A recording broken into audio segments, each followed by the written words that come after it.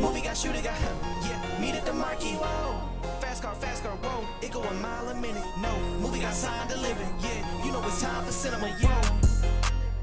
Bitch, what's a cinnamon? Tell your partner cinnamon. Bitch, what's a movie, man? It be 40 doing, man. Tell them keep it cinema. Tell them keep it cinema. Movie guys on deck, movie guys on set. Boy, we can set the stage and shoot it out for real, but I ain't seen an IP yet. Wait, box with us, it'd be a last fight. Going Jim Carrey with the mask like. I've been making movies since a past life. Everybody asking what is that like. Last critic in the fast clinic. Bag on me, but it stacks in it. Me and Quad going cinema from the intro until the last minute. Super Saiyan, I don't have limits. Run the game like the Flash with it. Get fly, get the money, then run it back. That's the last tenant. Movie guys on your screen, make the fans all scream. Your girl came through, said she wanna join the scene. X-rated Maxine, pitch black, got the vision still. Making moves, have to sit them still. Beef with us, you better be for real. Either cut the check or I'ma clutch it still. Cut the malarkey, that pistol get sparky. Movie got shooter, got yeah. Meet at the marquee. Fast car, it go a mile a minute. Movie got signed delivered. You know it's time for cinema, whoa.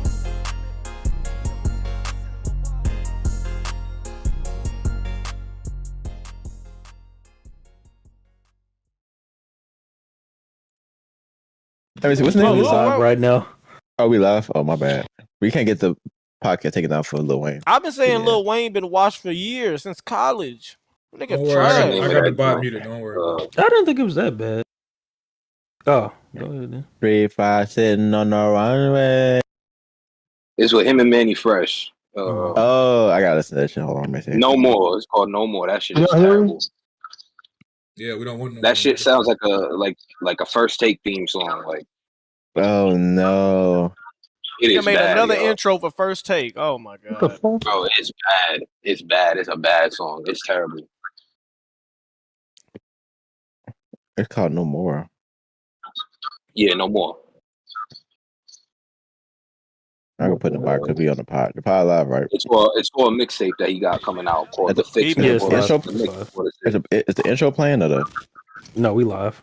Oh. Maybe if you had the stream up, nigga, you'll know, nigga. Y'all hear me chewing? You better watch your motherfucking mouth, bitch. Bitch, I'm no sorry to this shit, nigga. Huh? What? What are you talking about? You know a flight to you, a one-way ticket, pretty cheap, right? Then pull up, bitch. Bitch, and I know you can't afford no hospital bill right now, bitch. I got some hot shit waiting on you, nigga. What you talking about, man? Come on. Tyrek, you echoing, brother? Wait, can you hear me? Yeah. Tyrek, your mic is doo-doo. And it was built the new fucking headset. Oh my He's god! Take that shit back. Roll.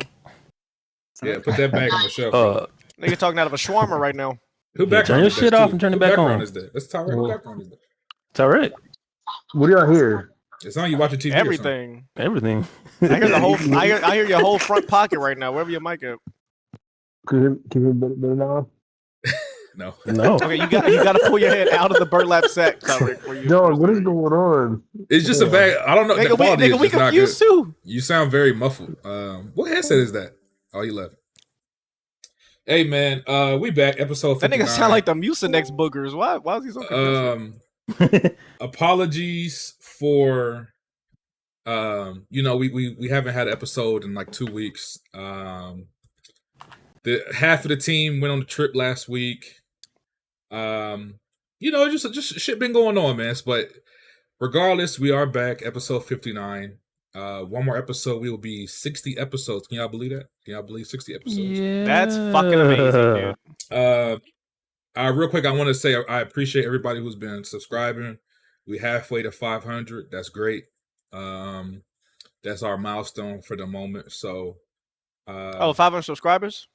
Yeah, man, we close. We real close. So I appreciate everybody. Please continue sharing the podcast. 434, baby. Liking and if you're not subscribed, go ahead and subscribe. Also, join the Discord, man. I'm gonna put the link in the live chat. Join the Discord if you're not already in the Discord. Lucky, we'll be happy to have y'all. So let me add that in. Bro, I'm being for real. We gotta have a movie night tomorrow. I say we watch You Got Served. I feel like that'd be a funny movie to watch. Hey man, whatever y'all want to do, I'm with it. I was getting ready to say something. Wonton still gotta watch Terrifier. I do still gotta watch that. I think that might be too gory for him. Hey, brother, I love gore. You know, I don't mind it. Fuck, what was I about to say? God damn it, I don't remember what I was going to say.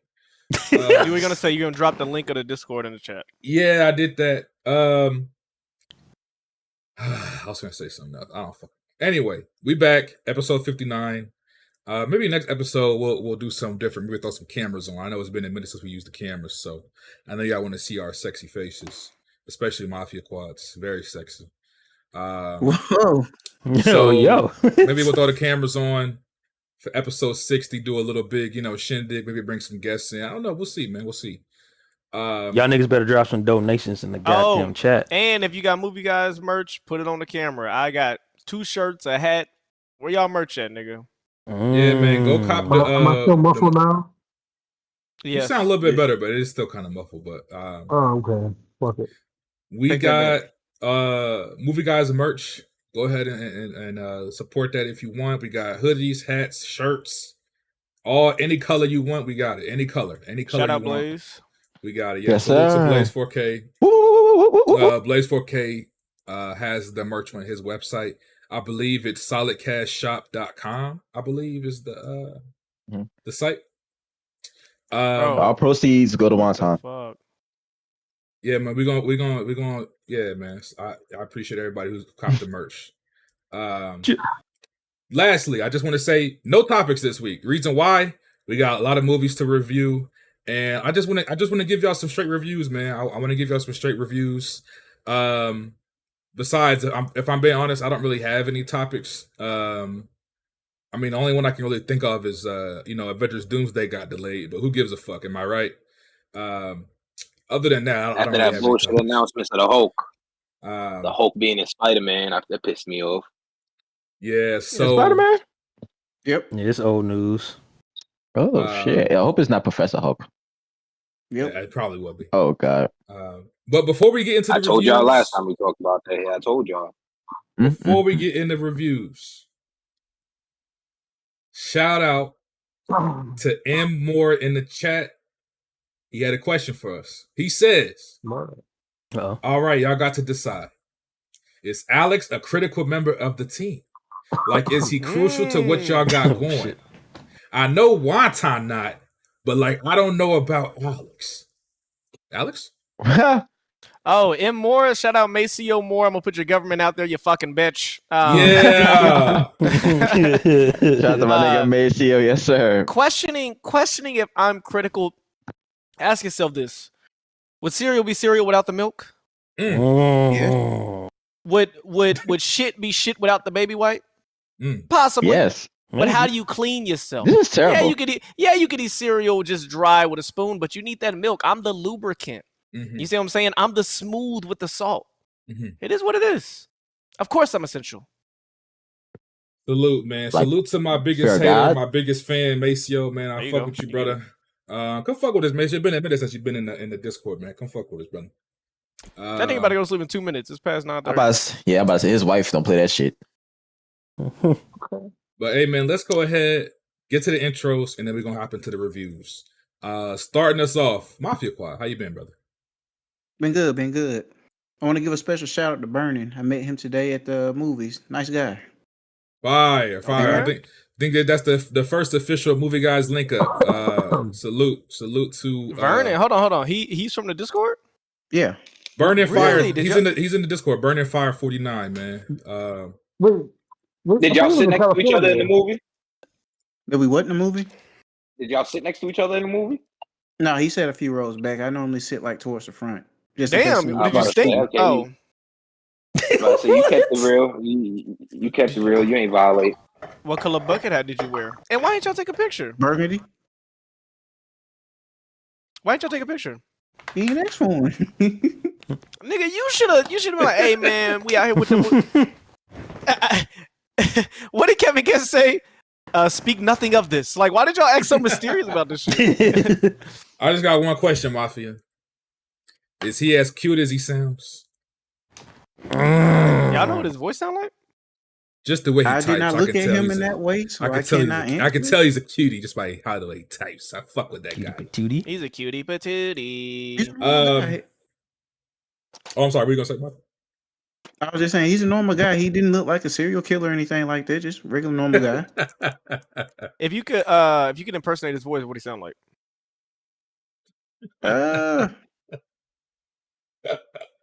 I guess it's kind of close to E-Rock.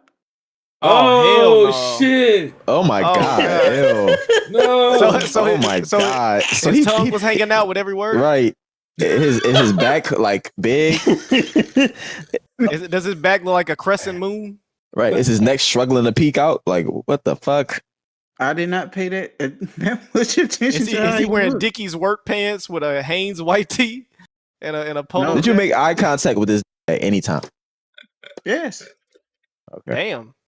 I don't think and his eyes weren't rolling around like Jack? Okay. Jack, I got first Bro.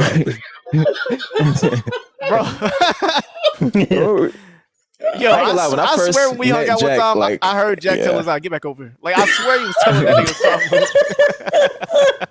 I'll never forget. He was like, Peggy. The first thing I know, even before the walk, was the eye, nigga.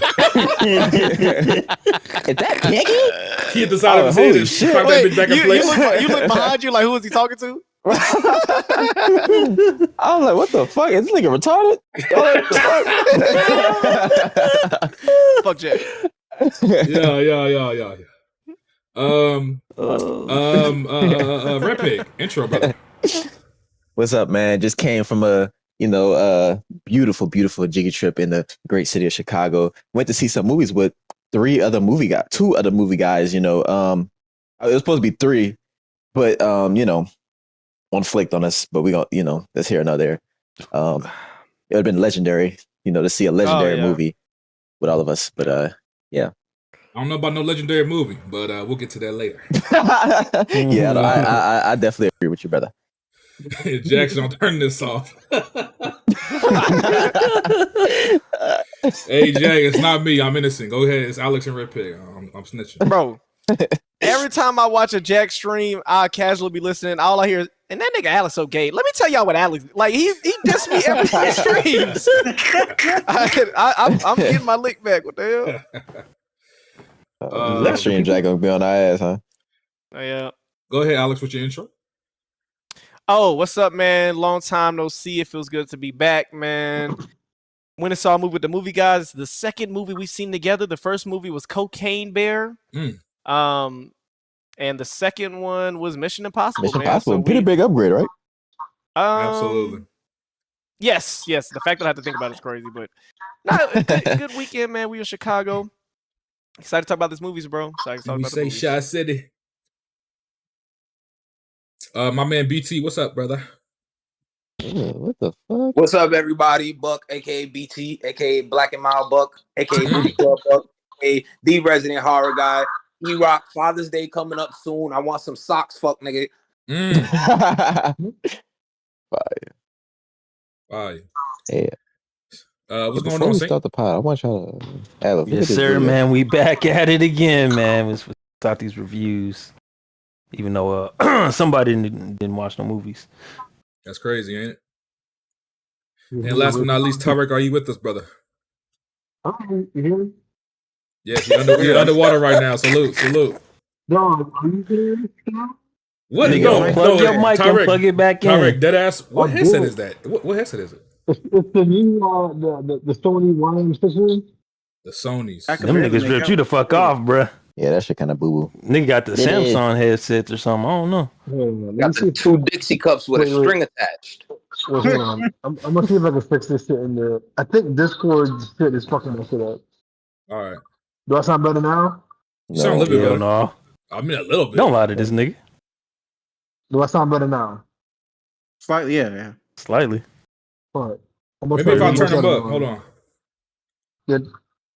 Hold on. Do I sound better now? You sound like shit.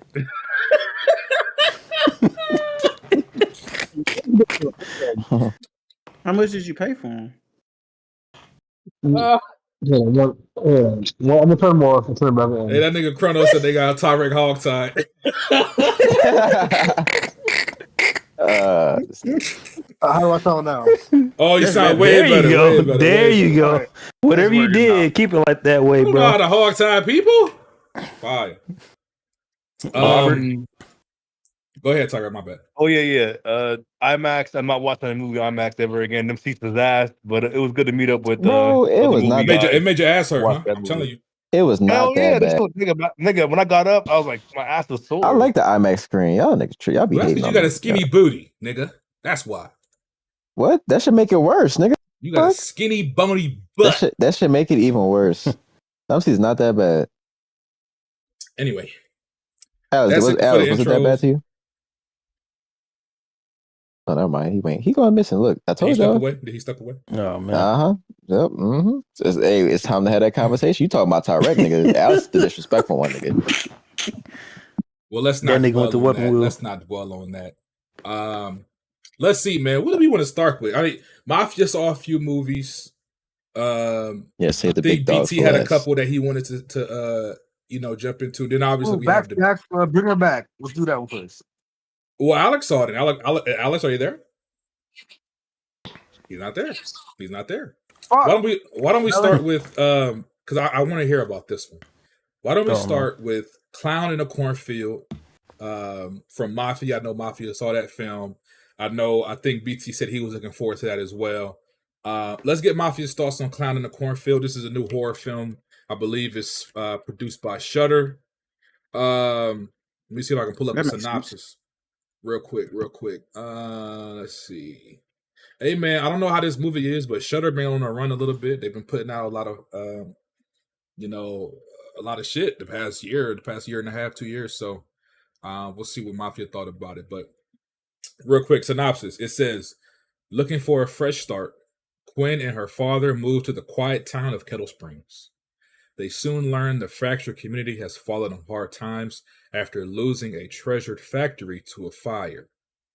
As the locals bicker amongst themselves and tensions boil over, a sinister, grinning clown emerges from the cornfields to cleanse the town of its burdens, one bloody victim at a time.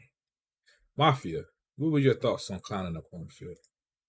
Okay, so basically, until the third act of the movie, it is very textbook predictable for a horror movie. Like, you will not be surprised at anything that happens until like the third act, where they have like a slight twist that was kind of unexpected, but it was nothing too crazy. The movie isn't scary, and a lot of the kills that happen are like quick, like maybe 5 seconds at best, and they don't sit there to let you kind of stew on the kill, so it doesn't really get to stick with you up until the third act. The third act, the kills get a little bit more fun, but still they don't really linger, except for like one particular one that was kind of funny towards the end. As for the characters, you're not gonna remember. All these characters are like textbook, like you've seen them before. You're not gonna remember them after the movie. They just check the whole stereotype checklist. And as for the theme of the movie, it was pretty much like the same old, same old. Old generation thinks new generation is lazy, doesn't work hard, and new generation pretty much thinks they can do it better than the old generation, which kind of ties into the whole plot twist. Overall, I give this movie like a solid D. How would you compare this to Late Night with the Devil? Which one do you think is better? Late Night with the Devil kills this movie. Like, this is truly like a streaming movie. Like, you bored, you need some background noise. This is not something I just recommend you have to go see or watch. Unless you're like an enthusiast like BT, I say for him, it's just a one good time watch. He'll never watch it again. But just for the one time, he'll probably get something out of it. Or at least the third act. But Late Night with the Devil shits on this movie bad. I got you. Appreciate your review, brother. BT, you checking this out still, or are you not interested? I'm always interested in a slasher movie. Yeah, obviously I'm the horror guy, so I got to check it out. But it being slasher is a plus as well. So I'm looking forward to it. I've heard a lot of similar things as to what Mafia said with something interesting happening halfway into the movie, maybe closer to the third act of the movie, and it kind of that's what things ratchet up. So I'm excited. I'm very much looking forward to it. It was a very limited theater run, so I didn't get a chance to check it out in theaters, and it still hasn't hit streaming or anything like that. So I'm still holding out. I had hoped to watch it before the podcast with us missing a couple weeks, but obviously that didn't happen. But I'm looking forward to it, and I'll be sure to give my thoughts once I get a chance to take a peek. Okay, got you. Well, while I got you, real quick, do you want to go ahead and review The Ugly Stepsister for us? Yeah, for sure. I don't know if you have the synopsis pulled up. If you do not, I could give it real quick. Actually, real quick. Looks like this is a body horror film, and it says for synopsis, it says Elvira dreams of the weak-kneed virgin Prince Julian, and is willing to go to great lengths to conform to the kingdom's ideals of beauty. A surprising and raw twist on the fairy tale Cinderella, seen from her stepsister's point of view. Looks like this is a foreign film as well. It is. It's a Norwegian film. I will say when it comes to taking that twist on Cinderella, I loved how they did it, especially showing it from a horror perspective, but showing it from the stepsister's point of view. If you remember, obviously we've probably all seen Cinderella as a kid, the animated film or whatever. I really enjoyed that take on it. I'll say I love this movie. I absolutely loved it. I even love how obviously it's a twist on a fairy tale. It's shot that way. It's shot like a fairy tale, as if you're watching a movie. It's very dreamlike. The cinematography, the color grading on it, it makes it feel like you're watching what's supposed to be a kid's movie, but obviously it's anything but. But leading up to seeing this movie, I heard a lot of comparisons to The Substance, and now watching it, I definitely see why. First and foremost, it's a body horror. Second of all, from a thematic standpoint, The Substance and The Ugly Stepsister are cousins. Like, The Substance is from the older woman's point of view on beauty standards and what you'll do to be deemed beautiful or regain your youth. And then from this standpoint, it's from a teenage girl's point of view, want to be beautiful, want to be the princess, and what lengths she'll go to obviously marry the prince. I will say this is a very, very twisted movie for sure. There's a lot of good body horror in it. It is a bit slow, but the thing that I like about it is it doesn't feel slow because it invests you in the characters. The way the film is shot, kind of the dream-like look of the film, it really has you locked in. And the way they build up the characters in the movie, from the stepmother to the Cinderella-like character to the stepsisters and all the steps they go through leading up to the ball at the end of the film was excellent. There's some shit in this movie that is just like, it's tough to watch. Now, when it comes to the body horror, it's not as bad as The Substance. In my opinion, there is one scene involving a nose job that was really rough to watch. But there is another scene in this movie that you could have swore you seen this on Twitter and it was some bitch promoting her OnlyFans. It was sick. Like, I could not believe them foreigners will show you anything. Like, they zoomed in. Fam, you seen the cream pie leaking from her box. Oh shit! It's crazy. I could not believe, fam. You saw a dude back the ham out and everything. They zoomed in on Shorty's box. You could see the lip. They did not leave any. When he pulled out, you see it dripping from. I could not. I was like, yo, what the fuck am I watching right now? Like, I could not believe they put this in a movie. And this movie apparently hit theaters for a limited run. I don't want to give away too much with the story. Just knowing that. I don't even like the fact that they sold you it's a take on Cinderella within the synopsis, because it was a pleasant surprise going in. I didn't know it was a take on Cinderella. I just knew it was body horror that people were comparing to The Substance. And then once I saw it, I was like, damn, this looks like Cinderella type shit. Then they addressed one of the characters as Cinderella numerous times in the movie, even though that isn't her name. They was kind of like mocking her in a way, calling her Cinderella, making her do all these chores around the house and all that type of stuff. But all in all, man, I thought the acting was phenomenal. I thought it was directed very, very well. I thought the story and the way it built throughout was very, very well done. I'll say so far, it's my third best movie of the year. Behind Sinners and Warfare, it's The Ugly Stepsister. That's my top 3 of the year so far. Sinners 1, Warfare 2, The Ugly Stepsister 3. If you're a fan of The Substance, I definitely think you'll enjoy The Ugly Stepsister for sure. If you don't have patience for subtitles, obviously don't watch the movie. But anybody who enjoyed The Substance, which I know we all did in here, definitely go watch The Ugly Stepsister. You will not be disappointed. There's some sick shit in this movie. The third act of this movie, where they finally go balls to the wall, similar to the way The Substance did, is some sick shit. Really enjoyed it. Shout out to the director. It was fire. I really, really enjoyed it. Fire. Thanks for your review, brother. I want to say, BT, you are the GOAT when it comes to these foreign films, man. You really the GOAT with this shit. Right. The foreigners do horror so well. They do because they don't care about everything happened to be like. I'll take it back to obviously the See No Evil remake and stuff like that. Like the foreign version of that, the original version, which only came out a year before, so remaking it was ridiculous. But it shined a light on just how much American audiences need to be pacified as it relates to horror films. Because if you haven't seen the original, go watch the original. It's better than the remake, even though I enjoyed the remake. But they completely alter that third act to again pacify and accommodate American audiences. What I love about foreigners is they don't care. They'll show whatever, they'll do whatever in the movies. Very brutal. They make movies that stick with you. In America, very rarely do horror movies stick with you nowadays. They're very afraid to take chances. Most of the horror movies that have stuck with me as an adult have been foreigners, especially European. The French do some wild stuff. Norwegian, I don't even know what the Norwegians are. The Nords, whatever the fuck they are, I didn't know they get down like that. That was crazy. But yes. Foreign horror, I love foreign horror. Yes, sir. We appreciate it, man. you be putting me on too, so I'm gonna check. No out problem. some of Oh, these. one more thing. Yeah. One more thing. Since we're speaking horror, I gotta say, in Fear Street, there's a main bitch in the movie. She's like the mean girl, right? That's trying to be prom queen. Her name is Tiffany.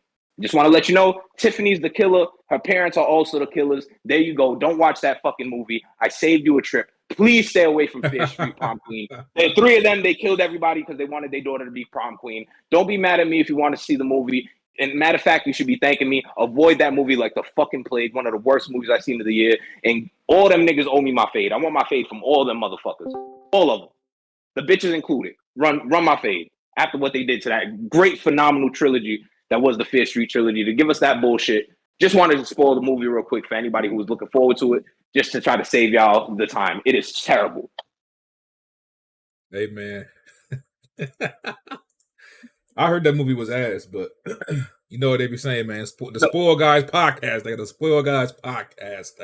No, that one was deserved because nobody should see that movie. Nobody should see that. Matter of fact, cancel your Netflix subscription and go pirate some shit off of Netflix. They deserve punishment for this. And whoever runs R.L. Stein's estate and let them put this bullshit out, I need my fade. I need my motherfucking fade. Whoever's running that R.L. Stein estate, because that bullshit should have never seen the light of day.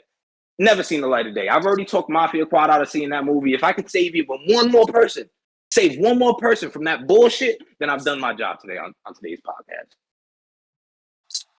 Hey, man, speaking of R.L. Stein, man, salute, man. He from my city, man. That's legend, man. That's big legend right there. Yes, sir. Ah, yeah. He's from Dirty Cleveland? Nigga, I ain't from Cleveland. And why you sound muffled again? What you do? Nigga sat on the mic. Oh, hold on. That's my boy John Donuts. What's up, Donuts? Yo, what's up? Oh shit. Yo, Donuts in the building. What's going on, brother? How you feeling? I'm feeling good. Happy to have you back, brother. Have you seen any movies Thank you want you, to talk about, or you just hit a God. ticket with us? Yeah, so Mission Impossible, Dead Reckoning Part 2. Oh, fire. Okay, cool. So Hey. we'll get your review. Oh my God, the legendary. Oh yeah, this is gonna be a legendary pod. Yes, sir. Yes, sir. We got Donuts back. You know it's gonna be fire. Tom Cruise made him get his ass up and go watch a movie. That's what I'm talking about. Only Tom Yes, Cruise, sir. the action GOAT, could do that. Not fucking Keanu Reeves, nigga. Tom Cruise. Well, Yeah. first of all, we're gonna get into it. Speaking of them two, we're gonna get into it. We definitely gonna get into it. Donuts back. One of the original movie guys back in the building. Salute. We're gonna get his thoughts on Mission Impossible. Thank you. Keeping it going though, I want to speak about Alex. Are you there, brother? Is Alex back? My niggas at McDonald's. He might be taking a phone call. You know, Alex loves taking phone calls during podcast. Somebody hit him up, man. Somebody text him and see if we can get him back for. We need his review for Bring Her Back. But anyway, let's go ahead. Real quick. Yeah. If we're waiting for Alex, I'll give you one more real quick. I told I told Mafia Quad about this movie, Lifeline. Lifeline. Independent mystery thriller. It stars I can't think of his name, but he was the star of the Collector movies. You know what I'm talking about with the beard? He was in Dark Knight Rises too. He was one of Bane's lead henchmen. Pulling it up right now. Oh, Bane said, oh, hold on. What the fuck is this nigga's name? I'm trying to think of it. Josh Stewart. Oh, yeah. Josh Stewart. I see it right here. Okay, yep. Josh Stewart. Yep. Yeah, it also has Judah Lewis, who was the kid in the Babysitter movies. He was also in Summer '84. Summer '84 is fire. If you've never seen Summer '84, great horror thriller. Charge great complete. horror thriller. But Lifeline, independent mystery thriller that I caught.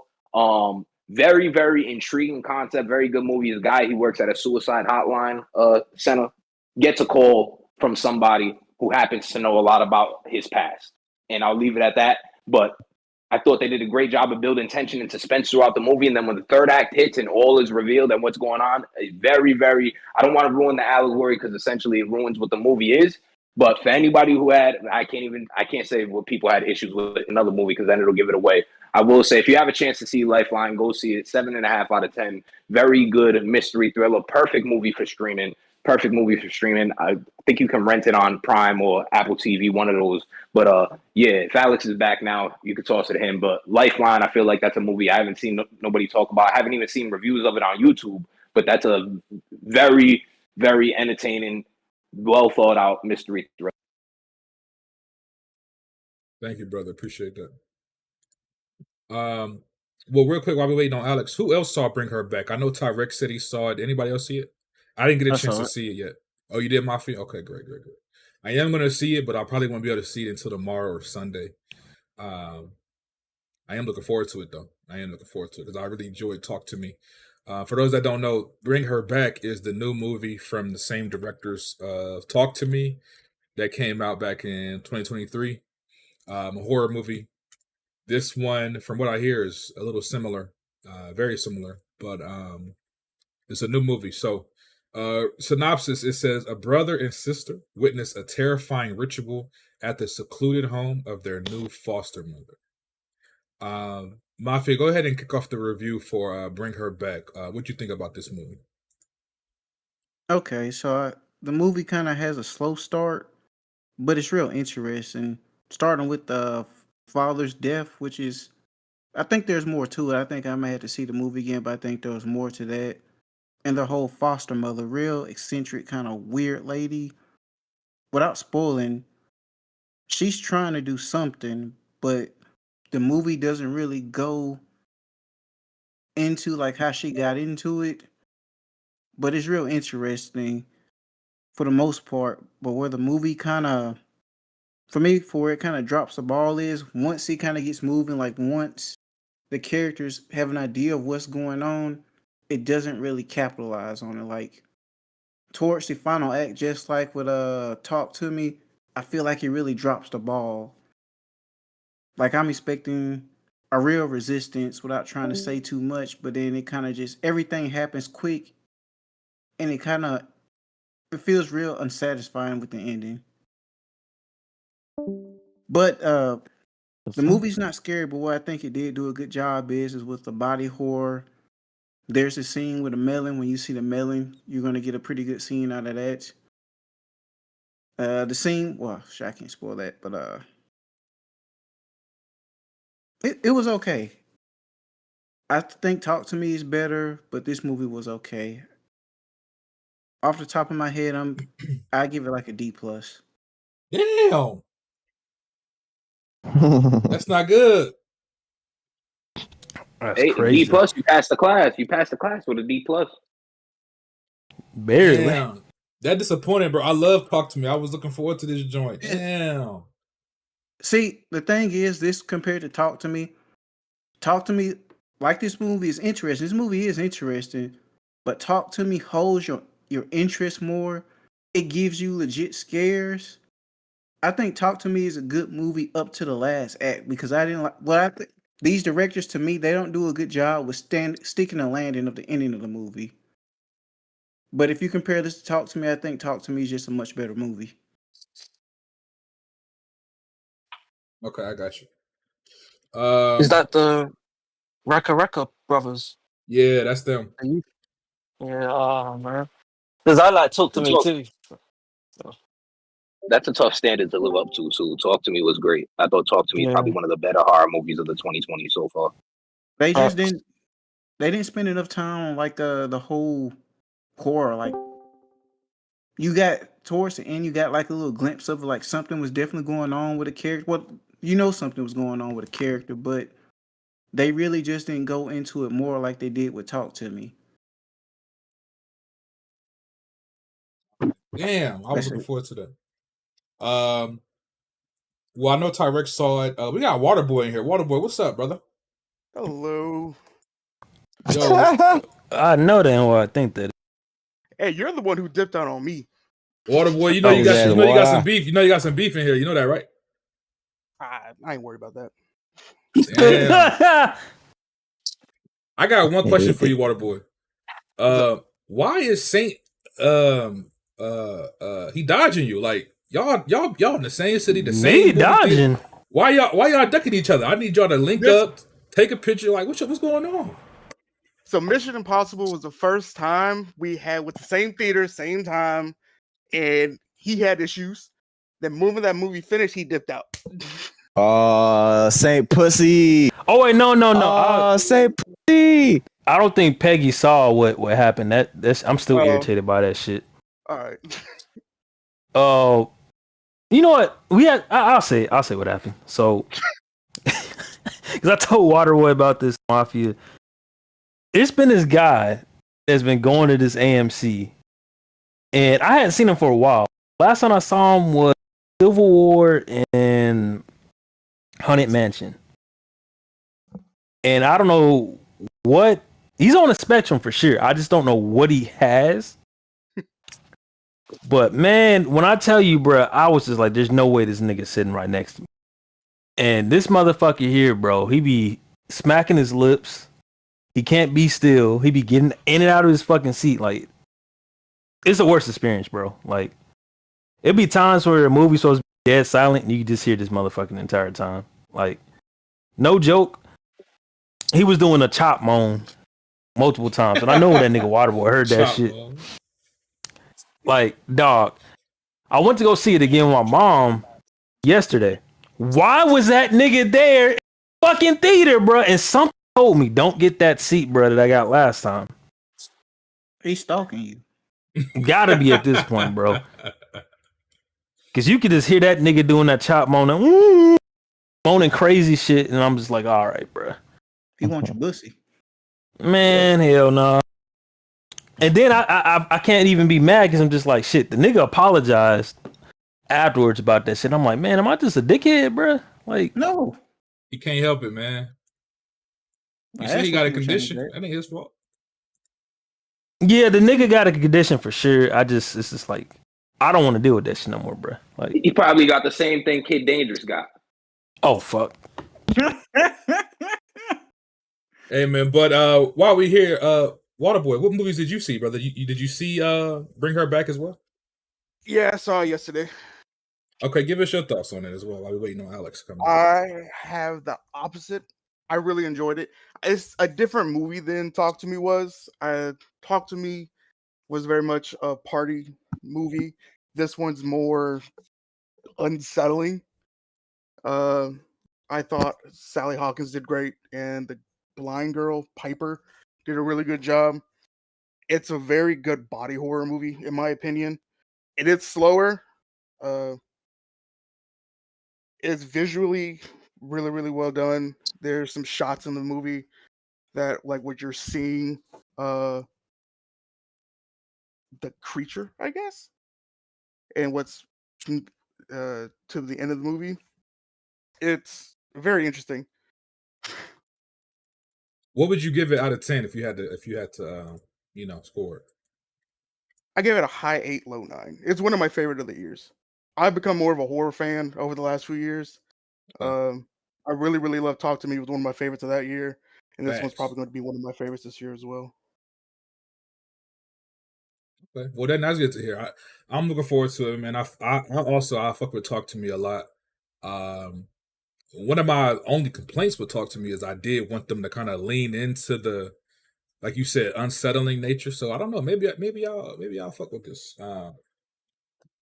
I did see, so while we speaking on this, I did see apparently they said they have plans for a follow-up to Talk to Me, but they don't know what they want to do as far as a direct sequel or just like a new set of characters, but in the same universe. Oh, I'm back. I'll take it a step further, Wonton. They said they have 2 different scripts already written that can go either way, and they're trying to decide which way to go with it. But they already got scripts written to go either way. I'm gonna be which real I mean, with I you. guess they can make both of them. Yeah, I'm gonna be real with you. I don't know which one I'd rather see. I mean, I don't know if I necessarily need them to do with like the same cast as before or not. I don't know, but either way, that's good news for me. But Alex, you back, brother? Can you tell us your thoughts on Bring Her Back? My bad, man. Shout out B. This woman called me. I thought she was about to die. Oh, you good? You but yeah. good. You said By the Bring way, Her Back? Alex, we got Waterboy in here, man. Salute to Waterboy. He gave us. Whoa! What the fuck? Yeah, man. He get. I thought Waterboy had like 3 warrants out for his arrest in the movie guys Discord. Y'all free my man? man. He got a couple. I'm in enemy territory right now. Yeah, man. Shout out to that nigga might get jumped by mafia. Hey, and I crazy. will say, shout out to Waterboy for his review. But now hearing his voice, I definitely think Mafia Quad would fuck that nigga up. Come on, Hold on, Waterboy, say something. I'm playing. Alex. You said what? So what's up? What is the color of the inside of your forearm? Oh shit! I'm Asian, so. Oh hell no! What? Everything you ever said has been racist, nigga. I think you called me a nigga one time. Now that I think about it. I did not. Roy tried to get me on that a few weeks ago. Oh, yo, you low key sound like fucking Deontay. You know Wow, what's you funny? from Atlanta? Are you an Asian Atlantean? ATL? No, I'm from Texas. Oh, what part? Carrollton. I'm from Central Texas. I'm from right outside of Austin, but I live in Houston. I live in Katy now. So, question before I get my review on Bring Her Back. Do you you're aware that you make niggas like ball their fist up, right? Do you do it on purpose, or have y'all already interviewed him about this shit? Not yet. They haven't. Yeah, this is crazy. No, we need to talk. We need to talk about this because you've been kicked out of 7 Discords. You somehow make bail.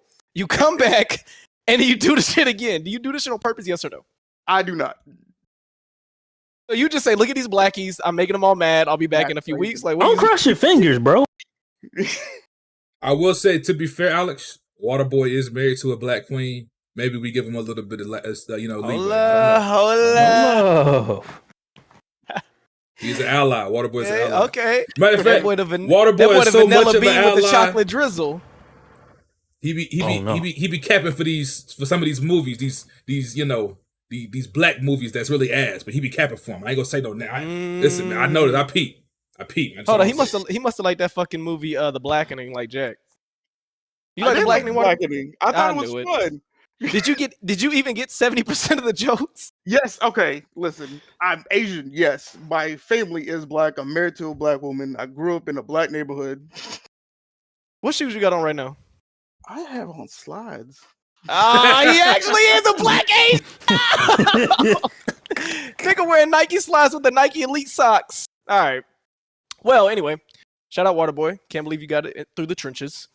Bring Her Back. Y'all already probably did the synopsis, so I'm gonna give my quick review. Mm-hmm. One thing that I was impressed by, they're brothers that made the movie, right? 2 brothers or am I tripping? I don't know. They are brothers. Yeah, they're brothers. Okay. Yeah. So, Talk to Me. I feel like as we talked about, that was one of the standout scary movies of was that last year or 2 years ago? I feel like that was last year. Maybe 2 years ago. Was it that long ago? 2 years ago, 2023. Yeah, 2023. Yeah. Okay. Anyway, when Talk to Me came out, all of us were impressed by not only the makeup and the practical effects. Sorry, 2022.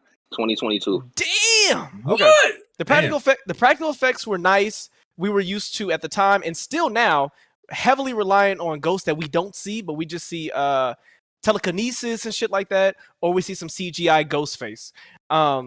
Very impressed by them from that entry. The story wasn't anything new, but the way they packaged it was very well done for their first big film that all of us saw. Bring Her Back, to me, is a better story. I do think the story is better. It has 2 or 3 more things going on for it. You have an overarching plot of what we're not spoiling it, right? No. I haven't seen it yet, so don't spoil it, please. Okay, I'll say this. There's about 2 there's about 2 or 3 different plots going on within this movie. Oh, let me not say plot. There's 2 or 3 narratives that you could really tap in on, and you could kind of put your weight into each bucket. So let's say what an action movie, there might be romance going on, but there's also the action, and then there's also the twist, and like you could decide what you think is really important. And for a scary movie to have 2 or 3 different things that you put weight into, I think that's good for any movie really, but especially for a scary movie. Oftentimes the scary movie is a one-track mind. It's, oh, the house is haunted, we gotta get the fuck out of the house, and we're gonna see if we make it or not, or something like that. This movie talks about abuse. This movie talks about manipulation. This movie has exorcism. This movie has a narrative about a system that fails you. There's a few things in this movie that I feel like are heavy topics. Like if this wasn't a horror movie, they could have a whole movie just based on like a sadistic, twisted manipulation of broken down, trodden people. And I think the acting was really well. I don't think it's not gonna win any awards, but the same way for Heretic, the way we really liked, I'm always so bad at remembering names. Who's the white dude from Heretic? The main Hugh guy. Grant? Do y'all Hugh remember? Grant? Hugh Grant. I'm so bad with names. The same way that Hugh Grant stood out to us as a performance and say, wow, I actually really believe your character. The lady in this film, why do I feel like she is the mom from Charlie and the Chocolate Factory? I don't know where I've seen that nose before. She reminds me of the Whoville characters, but anyway, the lady in this movie, she did a really good job, and she was very convincing. What she did, do y'all remember that crazy abomination movie called Ma? Y'all remember that? Yeah. She said, hey, y'all, who trying to get drunk? And she basically like lured all the kids because they bullied her son or some shit. Y'all remember that crazy ass shit? And she had a goddamn Tyler Perry wig that was just like glued on the top of her head. It was a bob wig. Take that role, but actually make it good. Take that role and actually put some weight behind it. Take that role and actually make it creepy. That's what this woman did. She basically was a Hansel and Gretel to these kids or whatever the fuck. But the movie has the only thing I wish this movie did was get deeper into the how behind what goes on without spoiling anything. Do y'all remember in Hereditary when we found out that there was a cult? And then there were times in the narrative that we found out more about Payman. And you know what I mean? And it wasn't until it really came full circle at the end of the movie when everyone was in the treehouse, and then we said, oh, now it makes sense. There's 1 or 2 things in this movie where I truly wish that we got maybe even 5 to 10 minutes to truly give narrative as to, but how did you find out about this? Where did you get involved with that? How did you find this thing? So that might be the only 1 or 2 thing where I was like, fuck, if they would have gave me that piece, I would have given this 8.5 out of 10. Right now, it's a 7.9 to me. The prosthetics alone, not the prosthetics, the makeup effects alone. Oh, and I'm gonna wrap it up and say this. I know I'm long-winded, y'all. I'm sorry. There was a piece in this movie.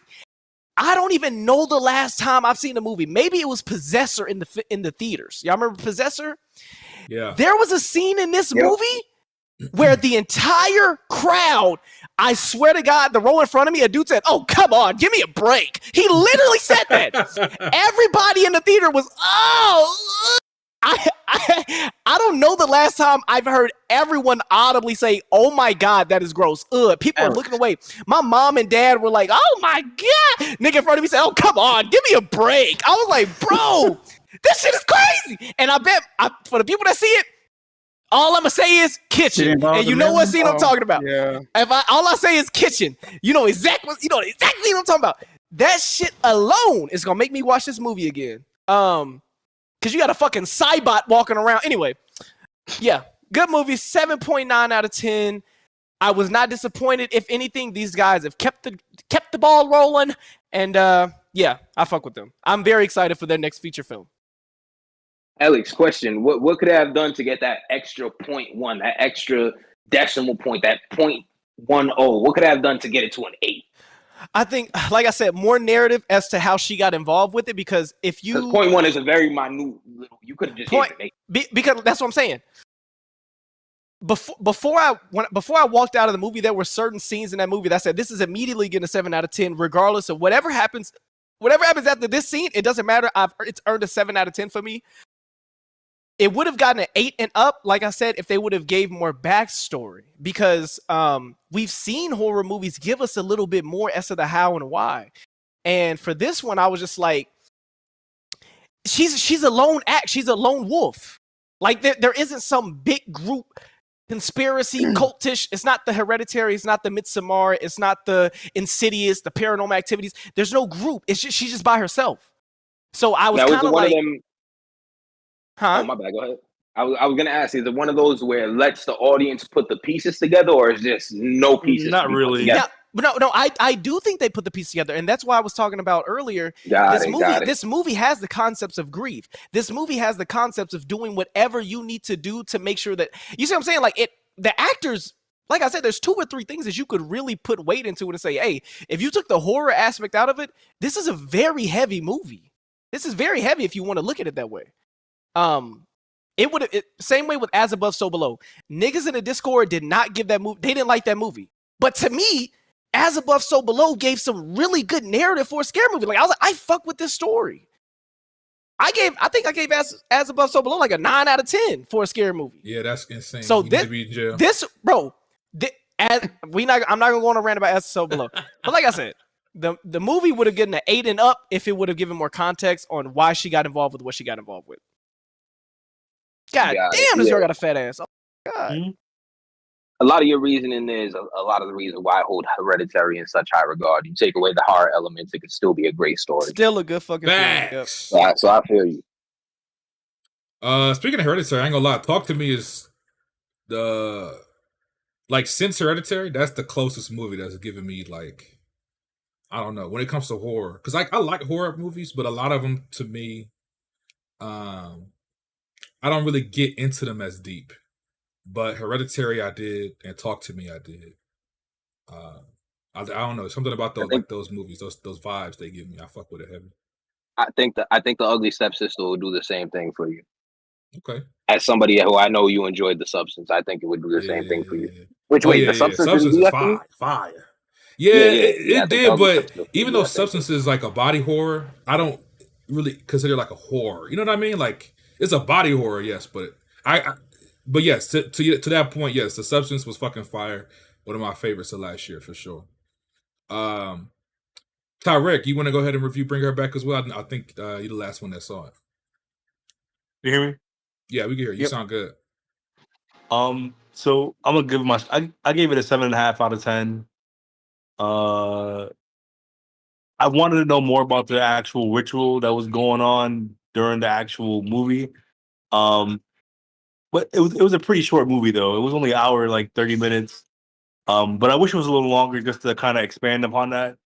I think that was kind of a missed opportunity. And I know that's not what the movie was aiming for. It really wasn't about what the origins of the ritual was. It was more about like personal story going on between the woman and then the 2 foster kids. But I thought for what I got for the hour and a half experience that it was pretty good and pretty compelling. I feel like most people in the theater had their eyes on the screen pretty much the whole time. So it definitely kept my attention. I just wish there was more of the supernatural, not explanation, but they delved into how he found out how to do this. Even though we see some sort of like history of how she did it, it's not really like expounded upon. And maybe that's that. And again, that's not the point of the movie. But I am interested to see more movies kind of made in the universe to kind of see what was the origin of the ritual. But pretty good movie. 7.5 out of 10. I mean, for an hour and a half watch, you can't really beat it. Go watch it. Only an hour and a half? Fuck yes, I love that. Fuck yes. Hell yeah. All right, man. Appreciate y'all. So let's hey man, we got a lot of movies to review, man. We've been gone for a couple weeks. We got a lot of movies to review. Let's keep the fuck going, man. Let's go back to Mafia. Mafia saw a couple other joints for us that we can review. And then after that, we're gonna hear from my boy Delay Saint for a real stinker. But I'm gonna get to that later. Watch your mouth. Mafia. You saw Fight or Flight. Now, BT did review Fight or Flight for us. last month because he got the chance to see it early. This is the movie that people have compared to Bullet Train. BT refers to it as Bullet Plane. Very similar plot. Man is on a plane being chased by all types of different mercenaries and assassins. Very similar plot to Bullet Train. Real quick, I want to read the synopsis. It says a mercenary takes on the job of tracking a high value asset known only as the Ghost on an international flight. Realizing the plane is filled with assassins assigned to kill them both, the pair must work together in a fight for their lives. This movie does star Josh Hartnett, who was recently in Trap, the M. Night Shyamalan movie. Mafia, what were your thoughts on Fight or Flight? Fight or Flight. I actually liked it. So for anyone that's seen Bullet Train, this movie is heavily inspired with a few differences. When it comes to the action, it's fun, dumb, a good laugh. The plot is basic, but and a little slow at the start, but it always keeps your attention. Like you will not at any point of this movie be looking at your phone. Now I it got a does. question. Oh, I thought your review was done. No, no, I'm looking at the notes. So it does kind of want you to take it serious. Like the first two acts, I'd say it's more on the serious side. But once you get to Act 3, it's just wow. Just you're gonna have some good laughs. And like BT said in his review, just watch out for the chainsaw. As for the main character, he's pretty much a clone, basically a Brad Pitt's character from Bullet Train. When the movie first started, I thought it was Brad Pitt for a minute, so I had to look up the actor. But yeah, this is a good movie. I should have saw it when it was in theaters, but definitely movie night movie. I'd nominate Fight or Flight.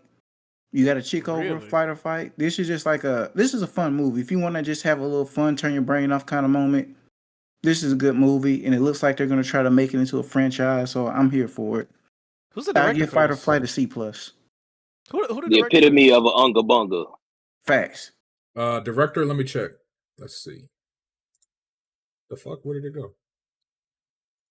It says James Madigan. Yeah, James Madigan. What are his other films? He is known for the action comedy Fight or Flight and the Medal of Honor TV show. If he don't get his Madigan moved up to doing it. Looks like so. It says he started out as a VFX specialist. He worked on the Divergent movies, Iron Man 2, The Meg, and Transformers: Rise of the Beast. The Meg is the shark movie, ain't it? Yep. Yeah. This nigga got a nasty resume. Hey, I want to ask you real quick. The nigga that was from Parent Trap, was he better in this movie? Because I thought Parent Trap, his acting job was so awkward. Like his daughter acted better than him. No, he was good in this movie. Okay, so he actually like tried. I said, he was basically, if you seen Bullet Train, Alex, he was basically Brad Pitt's character. Well, what's his action sequence look like? Because Brad Pitt looked good in action movies. Pause. Did he actually? Alex said Parent Trap, and I was thinking the Lindsay Lohan movie. Yeah, or not Parent Trap. My bad. I was like, wait, well, who did I miss? Now, did he look good in action, or was it kind of like, yeah, this nigga definitely used a stunt double? No, it looked good. The action was good in the movie. Okay. He was much better he was much better in this than Trap for sure. I think I said during my review he made up for his role in Trap.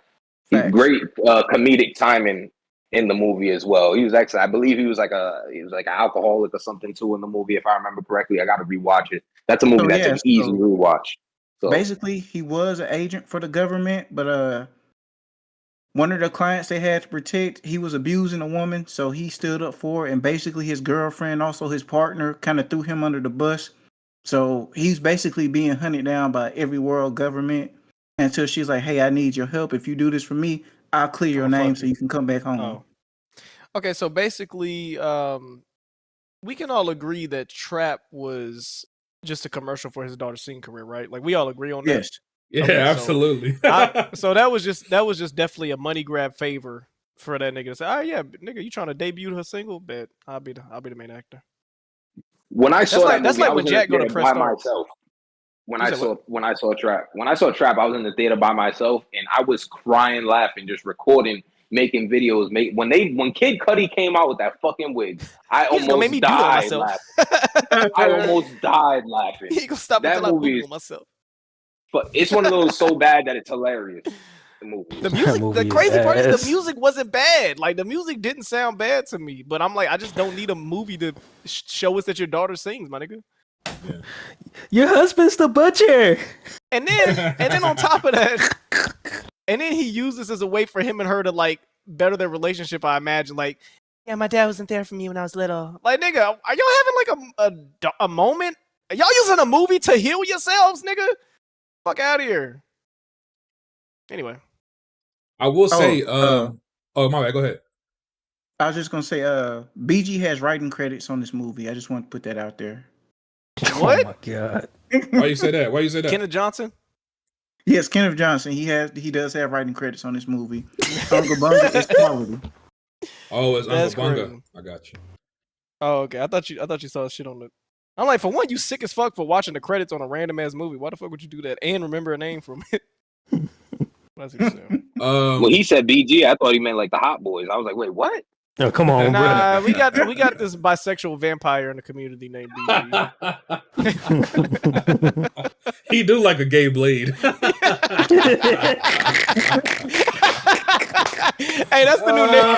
That's the new Oh shit. The gay walker. Somebody Photoshop that, please. Yo, that's heat. Walker. Oh, that's a new Twitter name. Sassy ass blade. Oh shit. I do want to say, all respect to Josh Hartnett, Trap. You know, some people love it, some people hate it. But that nigga was good in Oppenheimer. People forget he was in Oppenheimer. He did his thing. Oh, he was the He professor. did his thing in Oh, Oppenheimer. you're right. Yeah. I gotta put respect on him. Yeah. And shout out to Hollywood Homicide and Halloween H2O. Oh the hell is shit! that? I didn't know he was in H2O. I didn't know he was in that joint. Yeah, he was the son. He was Laurie Strode's son. Wow. Oh shit! That's Wow. Wait. Oh, and I think he was in the Breakfast Club. I forgot all about that shit. Whoa. He was at Hollywood Homicide with Master P and Harrison Ford back in the day. Master P having real estate in your brain is crazy in 2025. Hold on, Master P did a movie with Harrison Ford. Yeah, Hollywood Homicide. It came out, I think, 03 or either 01 or 03 it came out. What the fuck? Wow. Let me see how good my memory is. You got 2003. I had it on the button. 2003. Had it right on the head. Fucking Harrison Ford. Harrison Ford. Because I had it right in my mouth. Yeah, Master P was like one of the villains in that movie. Master P is a villain? What? That's got to be a movie night. In a Harrison Ford movie. That sounds absolutely insane. Appreciate you, Mafia. Let's get to one more before we jump over to Saint. Mafia also saw Shadow Force. Shadow Force is a new movie. Has Kerry Washington in it, Omar Sy. Oh my God, you saw that? Method Man. You know, Method Man. The nigga they say that I look like the albino nigga with the beard. Black Lightning. Tobias Wells. Yes, sir. Yo, you saw this, Mafia. This might be bad, but nigga, we might need to get you some hobbies, nigga. There's no reason why you should have seen this movie. Hey, That's look, crazy. you know our motto, Alex. We see movies so everybody else doesn't have to. Oh my God. Nigga said, that's you. I'm never seeing a Kerry Washington movie. Real movie guy. Real movie guy. I saw enough of that girl in fucking her and her lip acting in Scandal, nigga. But you never seen Kerry Washington in that movie with Anthony Mackie, the Spike Lee joint? With Anthony which Mackie one? and Kerry Washington? She got a crazy sex scene in that movie. Nigga picked her up in the air, had her on the wall and all. Hey, put in the Nasty Awards. That's my favorite position, actually. Whoa, your girl put you against the wall. Strong ass nigga. He been doing squats. Your girl pick your ass up. Yeah.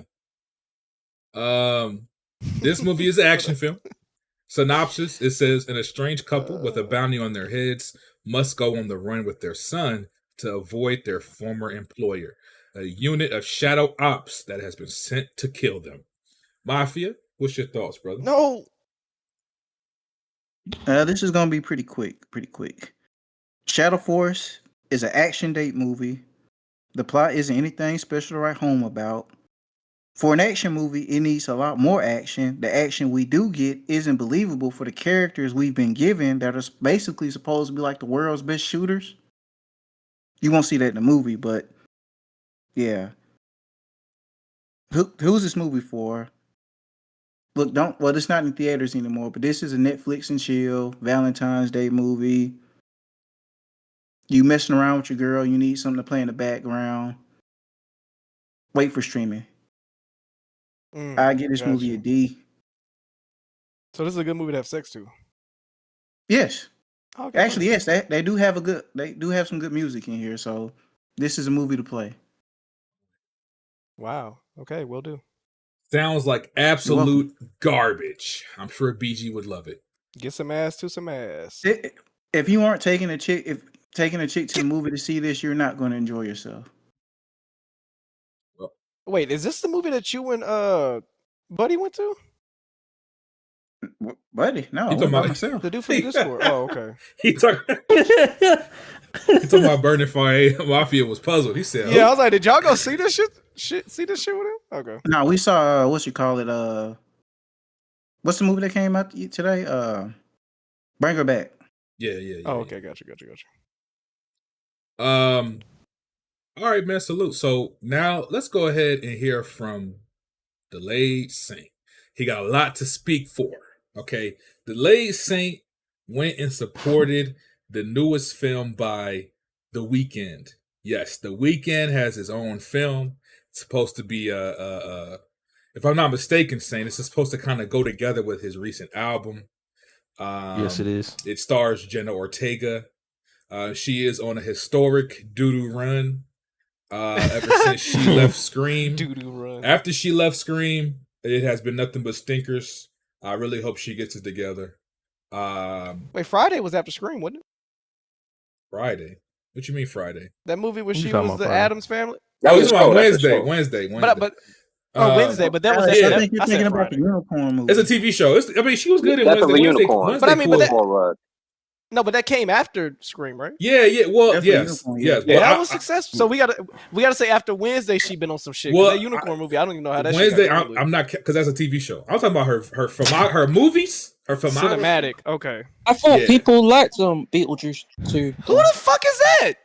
Oh, John It's Donuts came John. back. Yeah, John Donuts came back. Wow. When did I Oh forgot Alex stepped away when he came back. Yeah.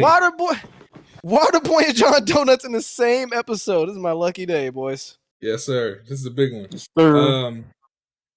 But no, yeah, she was in Beetlejuice. I forgot. Beetlejuice wasn't that bad though. It wasn't great, but it wasn't trash.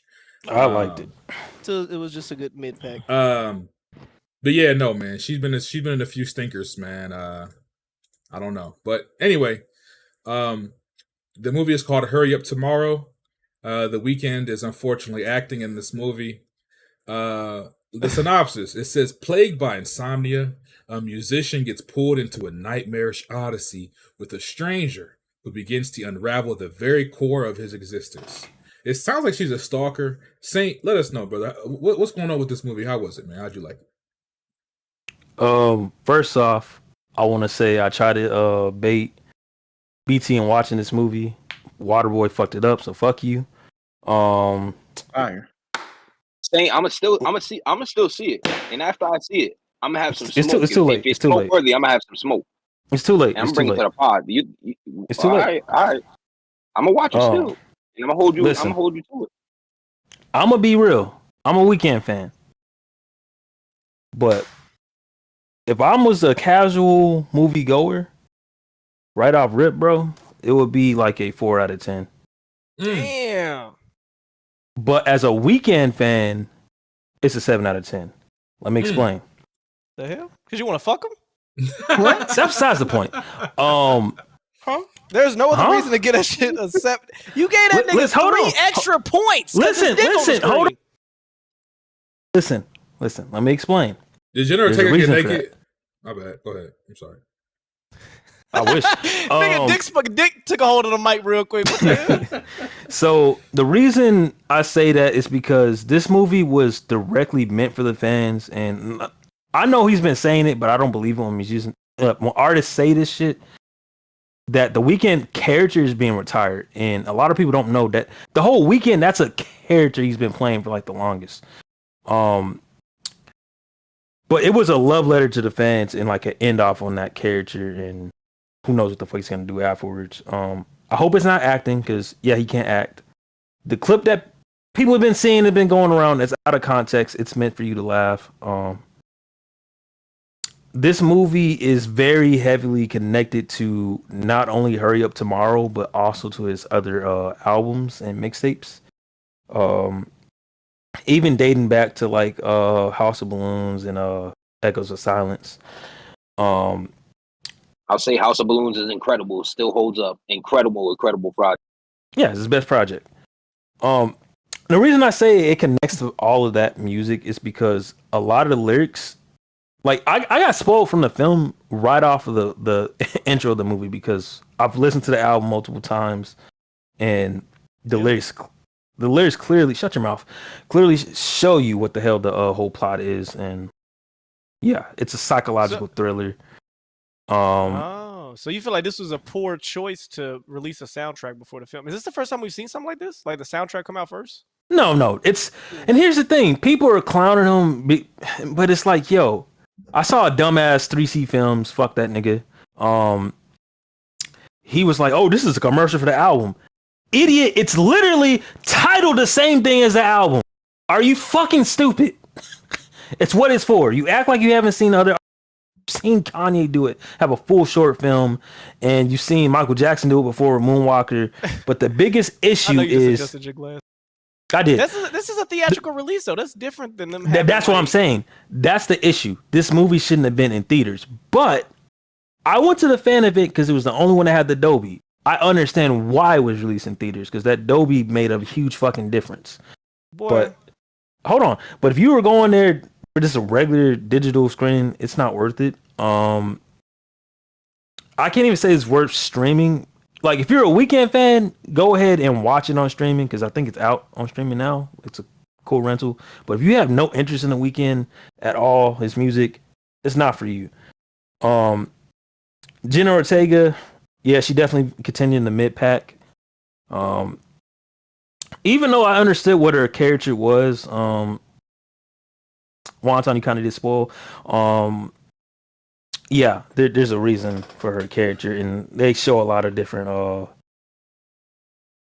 similarities and reflection of like the fan base and the Weeknd character.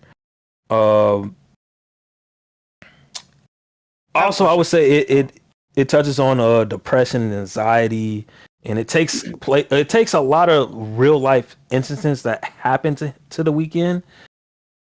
And it's just, of course, a bunch of little Easter eggs for all the Weeknd fans.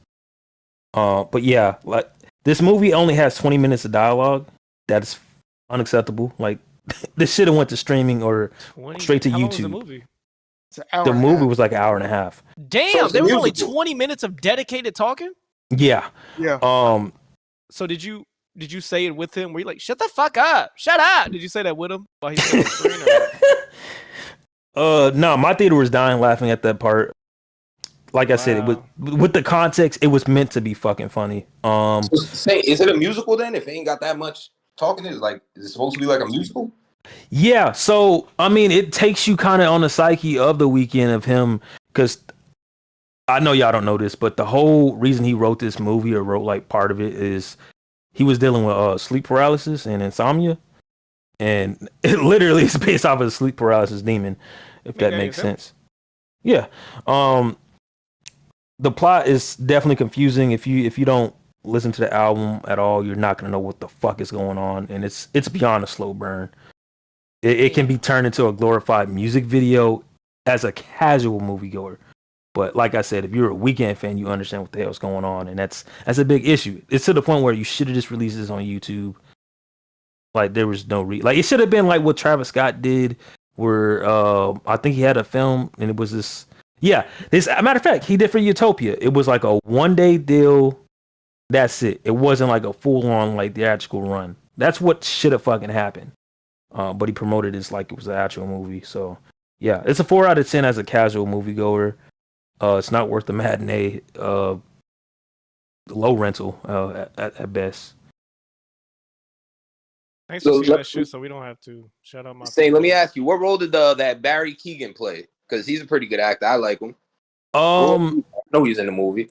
So his role was kind of like a lifelong friend / like manager, but it's also kind of a reflection of how people use artists and they don't really, you know what I mean? Like they don't care about the artists. They only care about what comes with the artist, with the fame, the money, the girls, and the drugs. That's all his character was. And he did a good job for what it is, but when you have the Weeknd that can't act, it's just like Kanye with the short film. That nigga can't act, so it's just gonna look crazy having an actual actor next to him. It is what it is. He definitely needs to give up that acting idea, because I don't know what the nigga from Euphoria. It's also the roles that he's picking too, because like I can't say the term on YouTube, but let's just say he's definitely like getting the allegations of the rainbow flag, if you know what I mean. Yeah. Which is perfectly fine. That's crazy that even has to have the word allegations associated with it. As a Weeknd fan, did you watch his HBO show too? That was fucking terrible. No, the reason I didn't watch that specifically is because I don't fuck with the director, because he did Euphoria, and this when you analyze that show in itself, it's just like him doing his own like backstory. Like it's too much sexual deviant shit in that show where it's like, all right, this is not something you just cooked up with a bunch of writers. This is something like you had the experience, or you done some of this shit. Well, like that's how we like creepy. our rappers. Nah, I'm talking about. This is on some Diddy. This is on some Diddy shit. I want my directors to be on some I Live this shit. If you kill somebody, write about that shit. Nah, he on some Diddy shit with that one. I think the movie The House That Jack Built is written by an actual serial killer. Fire, House that Jack built. Fire. I think a real nigga wrote that and just put his journal on script. He put it on wax. That's why you got to watch Henry, Portrait of a Serial Killer. Why did you casually just give me another serial killer movie? Because that's one of the best serial killer movies ever made. Fucking sick.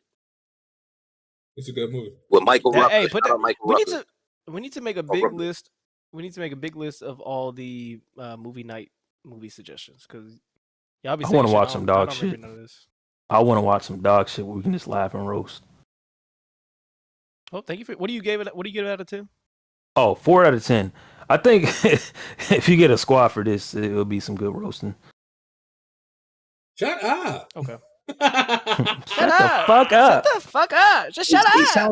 It honestly sounds like Saint really wants to give it a 7, but he don't want niggas to clown. No, him I for said giving it that. a 7. I So he's said, like, I live your as a fucking Weeknd truth, fan, nigga. it's a 7, but really it's a 4. yeah, I said that. I've been very transparent. As a Weeknd fan, it's a 7. But if I was going as a casual moviegoer that does not like the Weeknd or into like music, album, movies, you'd be like, this is dog shit. So stand on your 7 then. It's a 7 for you. Stand on your 7. Go ahead. Stand on that 7, nigga. That was crazy. Stand on your 7 is nasty. That's nasty Stand work. on business. You gave it a 7. You like it. It's a 7 out of 10. You ain't fucking love it. I still got movie integrity. At the end You of said the that day. and when I saw a Weekend movie, like, Here we go. love you too. Well, I appreciate your review, Saint. None of us will ever watch this movie in the history of Ever. life. I know. But we appreciate your I'm gonna watch it sacrifice. so I can pull up on delayed takes and fucking smoke this nigga on his own podcast. That's the only reason why I'm watching. Here we go. But thank you for your service. But before you go, Saint, I want to talk to you about Lilo and Stitch. Red Pig was supposed to see this film. He delayed his showing. He'll give us his review. You next punk week. ass, candy ass Negro. Yeah, we'll get review Red this. Pig Fine. review Sweet next ass. week, hopefully. But delayed Saint, he held us down. He went to go see Lilo and Stitch. Real quick before we get into it, I've been hearing a lot of bad things about this movie. People are saying they have ruined the legacy of Lilo and Stitch. They're saying that they're they're completely disregarding the relationship that Lilo had with her sister in the original film, and this Let's reach. movie. People are very upset. They're very upset. You know, they took out a villain and replaced and retcon to a different villain. You know, I haven't even seen the movie, and I'm hearing all of this. So let's get it directly from Saint. This is obviously the new live action remake of Lilo and Stitch. Saint, what are your thoughts on this movie? Right off rip, let me call out the critics for lying in the reviews, especially the movie YouTube critics. Y'all full of shit. This is not the best live action Disney film. I still got Cruella probably at number 1 for me, or even still Maleficent. Like, I don't know what the fuck people were smoking. This movie is a case of the ending can ruin a movie. And I didn't really think about it because I'll admit I enjoyed the film for what it was, but comparing it to the original and any source material, it's it's never gonna on par with that. Sadly, hell, I even got an Aladdin live action movie. This one, at least I enjoyed that one for it trying something different. This was like literally, and I don't know if y'all noticed, this movie was originally supposed to be on Disney Plus, and you can tell that off the first 5 minutes because man, this felt like it wasn't even just a budget. It was just like it felt like they were rushing shit at a fast pace. Like y'all know how there's like Dragon Ball Z Kai and Dragon Ball Z. You cut the filler and you just like go straight into it. Yes. That's what this movie felt like. Because there's a lot of references to the spin-off movies, the show. And I wasn't necessarily mad at it, but I'm just like,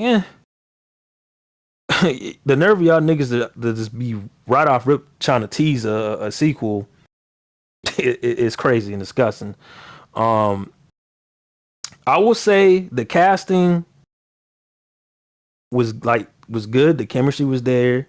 There's some changes I did like over the I won't say over the original. It was just like for today's time and in live action, it makes a lot more sense realistically why they did certain things. Now, right off rip, they changed the villain. What's his name? Gantu is not in this movie. It's some bullshit. The director's excuse is some bullshit. Some CGI shit, right? It wasn't because of CGI shit, bro. They on some bullshit. They changed Jumba. A character assassinated him. Same with Mr. Bubbles. There's so many characters that they fucked up where it's like, God damn, bro. Like, what are y'all doing? Like, what was the point of making it if you? Yeah, bro, Bubbles wasn't even in that for that long, and like, if you take him out the movie, it changes nothing. Okay, like, it was just like, all right, what are we doing? Same with the Pleaky changes, but not him dressing up and disguising himself as a woman. Instead, they changed it to humans. I didn't mind that change, just from watching them. Like, at first, I was pissed off, like hearing about it, but when you watch it, I'm like, okay, it's not that bad because like the actors, I think they did a good job for what the material was. I feel like the movie had the spirit of the original, but that ending, it's divisive. They did some shit where, and I will say, people that ask me, oh, did they really do what they're saying on Twitter? It's not what you think, but it still is kind of some bullshit. Okay. And it kind of does miss the core of the film, and I don't want to say too much because it's a huge spoiler. Yeah. What do you get out of 10?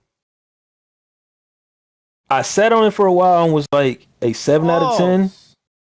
We fast forward around here, brother. He sat on a 7. Facts. Yeah. Danny's still talking. Like a champ. It's a 6 out of 10. Like a This, I have no desire to ever rewatch this film. Even if the sequel comes out, I would not like rewatch that to prepare. Like no, like this was one of those things where if you're a Lilo and Stitch fan, go ahead, of course, watch it. If you got kids now, nieces and nephews, go take them to go watch the movie. They're gonna enjoy it. But overall, it's not what these critics hyped it up to be as the best live action. I was disappointed on that end. Like, this was All right, what's a better okay. movie, this or Dwayne Rock Johnson's Walking Tall? That is a crazy comparison. The fuck? Walking Tall is a fun movie. Yeah, I'm gonna choose I that. like Sean William Scott in that movie. Sean William Scott was funny in that movie. I'm choosing The Rock. Like, what the hell? Oh no, that was the Rundown. My bad. Oh, I'm thinking of one. I'm confusing Standing Tall. Anyway, Yeah, 6 out of 10 average movie. I'll say low matinee or what's Disney Plus. Hey man, based on what I'm hearing, they did with the ending, lock them up, send them to prison. Whoever signed off on this bullshit. It's not what you think, but it's still some like you didn't need to do that at all. Completely disrespecting Lilo and Stitch, one of the best Disney animated movies of the 2000s, man. Completely disrespected. But anyway, let's go back to my friend Alex.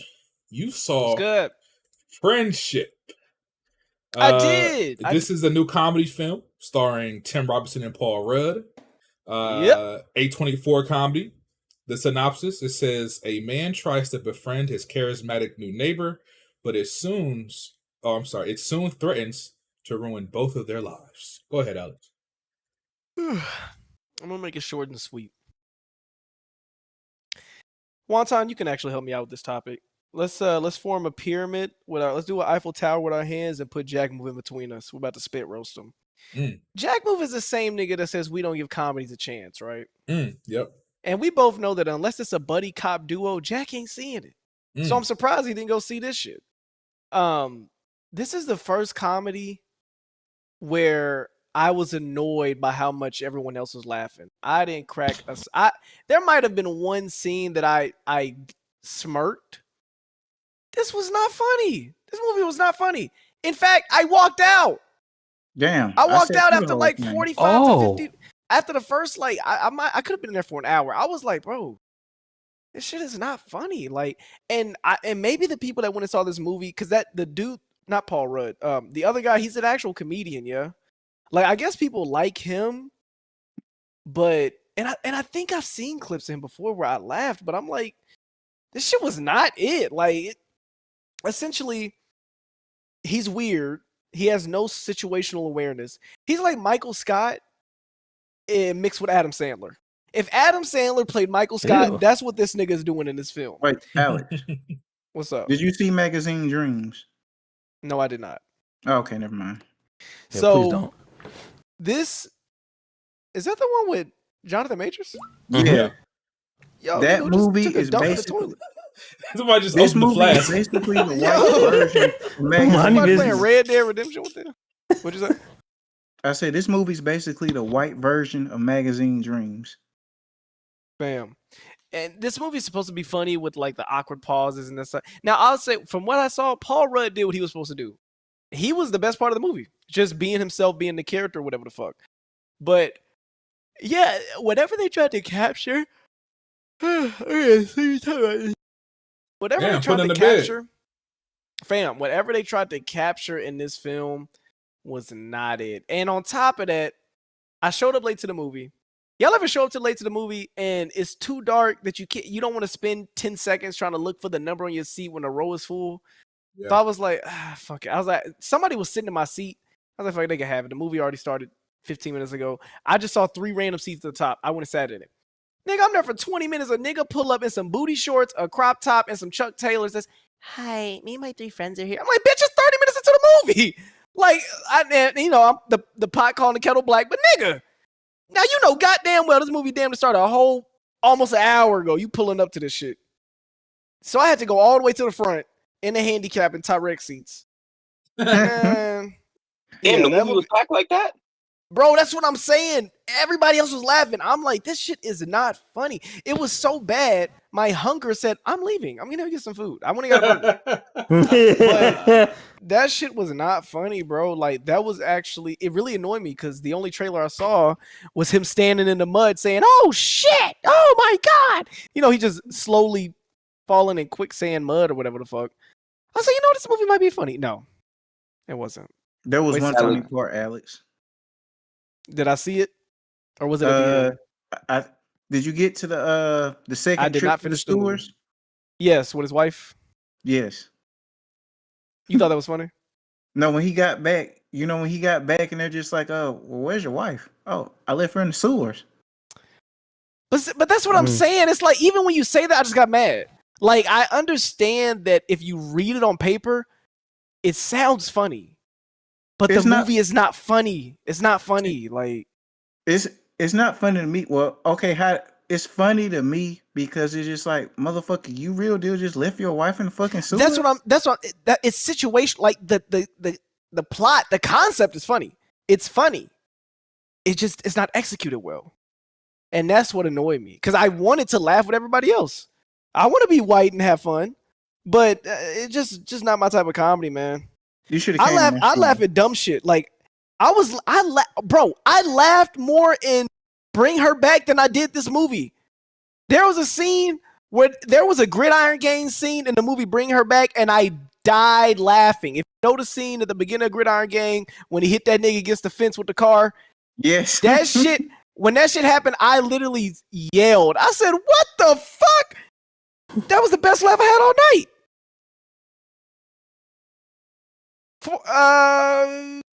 4.9 out of 10. Yeah. My first 4 of the year. No, wait. I think I gave Presents a 4 out of 10. Anyway. Well, wait, so is it like white boy humor? Like no, it's just dry humor. It's Facebook dry humor. It's Facebook. I'm 38 and up, and this guy's a fucking riot. That's the type of humor. It's Paul Rudd. Like you got Ant-Man as your duo, and Ant-Man being himself as a character is more enjoyable to watch than the main nigga that's supposed to be making me laugh. You know what's crazy, Alex? I saw a trailer for this movie during another movie I've seen, and I couldn't remember what movie it was. And after watching the trailer, the only way I knew it was a comedy is because I had Paul Rudd and the Tim dude in it. But watching the tone of the trailer, I thought, is this supposed to be like a thriller? Like, is this supposed to be he meets some like psycho next door that starts stalking him or something? Like, I was so confused by that trailer. Now, hearing your review, it makes total sense why that trailer confused the fuck out of me. Oh my God. I just remembered you saying that. I just remembered the part that I smirked at in this movie. Remember when he hung up the phone and his wife was obviously still in love with her ex, and he looked around the hallway, or he looked around the wall, walked off, and then looked behind the wall again, and walked off, and then came back and stared at her? That was the only time I smirked in this movie because that nigga's literally stupid. But other than that, that's Alex, I got a quick question. So when I was watching it, I noticed that the kid kind of literally looked like her ex, and I'm just like, is he not putting this together? No, yeah, bro. They went to an AA meeting, and the wife said, "Yeah, I rekindled a friendship with my ex, and that's been keeping me going. I just have to struggle with the fact that I'm never gonna orgasm again." And she's saying this next to her husband, and then her husband says, "Well, I'll tell you what, I'm orgasming." So, but yeah, everything's great. Like this nigga has no situational awareness, and it's Michael Scott, but in Adam Sandler's body. So you don't even have the charm of Steve Carell. It's just an awkward nigga in a bubble coat. So I did not even know this movie was a comedy, which is why I've been calling it White Magazine Dreams. Fam, it's because the trailer's music makes it seem like it's gonna be a creepy, twisted end. Like, what's that movie where you had the big titty troll in the bottom of the house? I'm so bad at remembering names. Oh, I know what you're talking about. Where it was a horror movie and it turned into a comedy halfway. With Skarsgård in it. No. Barbarian. Yes, actually, yes, Bill Barbarian. Skarsgård was in that. You're right. Anyway, well, the ending was kind of crazy, but it's just like I'm more frustrated at his character growth, at what happens at the end of the movie. Matter of fact, I'll just go ahead and spoil it. So, okay, there Alex. we go. Pull a Tyrek. Let's get it. All right, here goes, Alex. So basically, His wife leaves him because he basically, when they find her, this motherfucker makes it all about him. And basically, she just like she starts getting attention. She starts going on like the little news show and stuff. Everybody starts paying attention to her. He's acting the ass, and she's just like, you know what? I'm done. So he's by himself, and he's thinking, maybe I really did fuck up. So what does he do? He goes and licks a frog. And this whole little psychic vision is basically Subway, and she's like, okay, that was retarded. So he cleans up his act a little bit. He finally buys his wife the van she's been wanting. Yep. And it looks like his family's coming back together. They're celebrating his son's birthday. Someone bumped into his wife. He stood up for her. They're going home to watch a movie, and she's just like, they need some batteries or some shit. And he's like, you know what?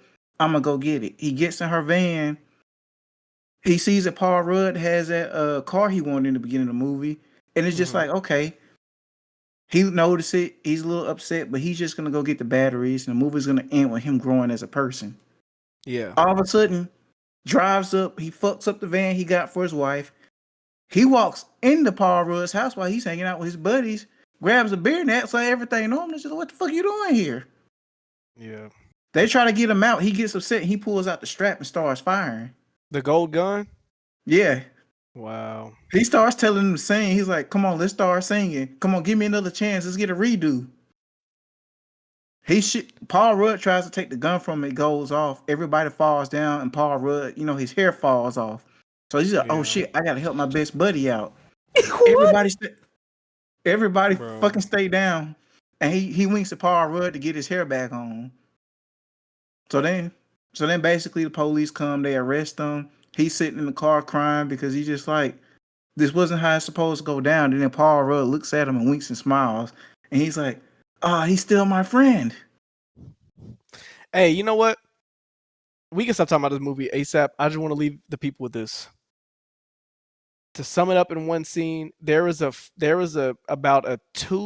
like a minute and a half segment where this nigga eats soap and says, I've been a bad boy. How are you gonna punish me? While 5 men stare at him in silence. There was a minute and 20-second scene watching him eat soap in silence. That's how fucking nobody laughed. Nobody in the theater said, "Oh my god, what the fuck?" It was quiet. Deathly quiet. So look that scene up on YouTube. I'm sure somebody already got it on there. Oh my god. Very fucking awkward and unfun. Real quick, Alex, Blue Hulk in the chat.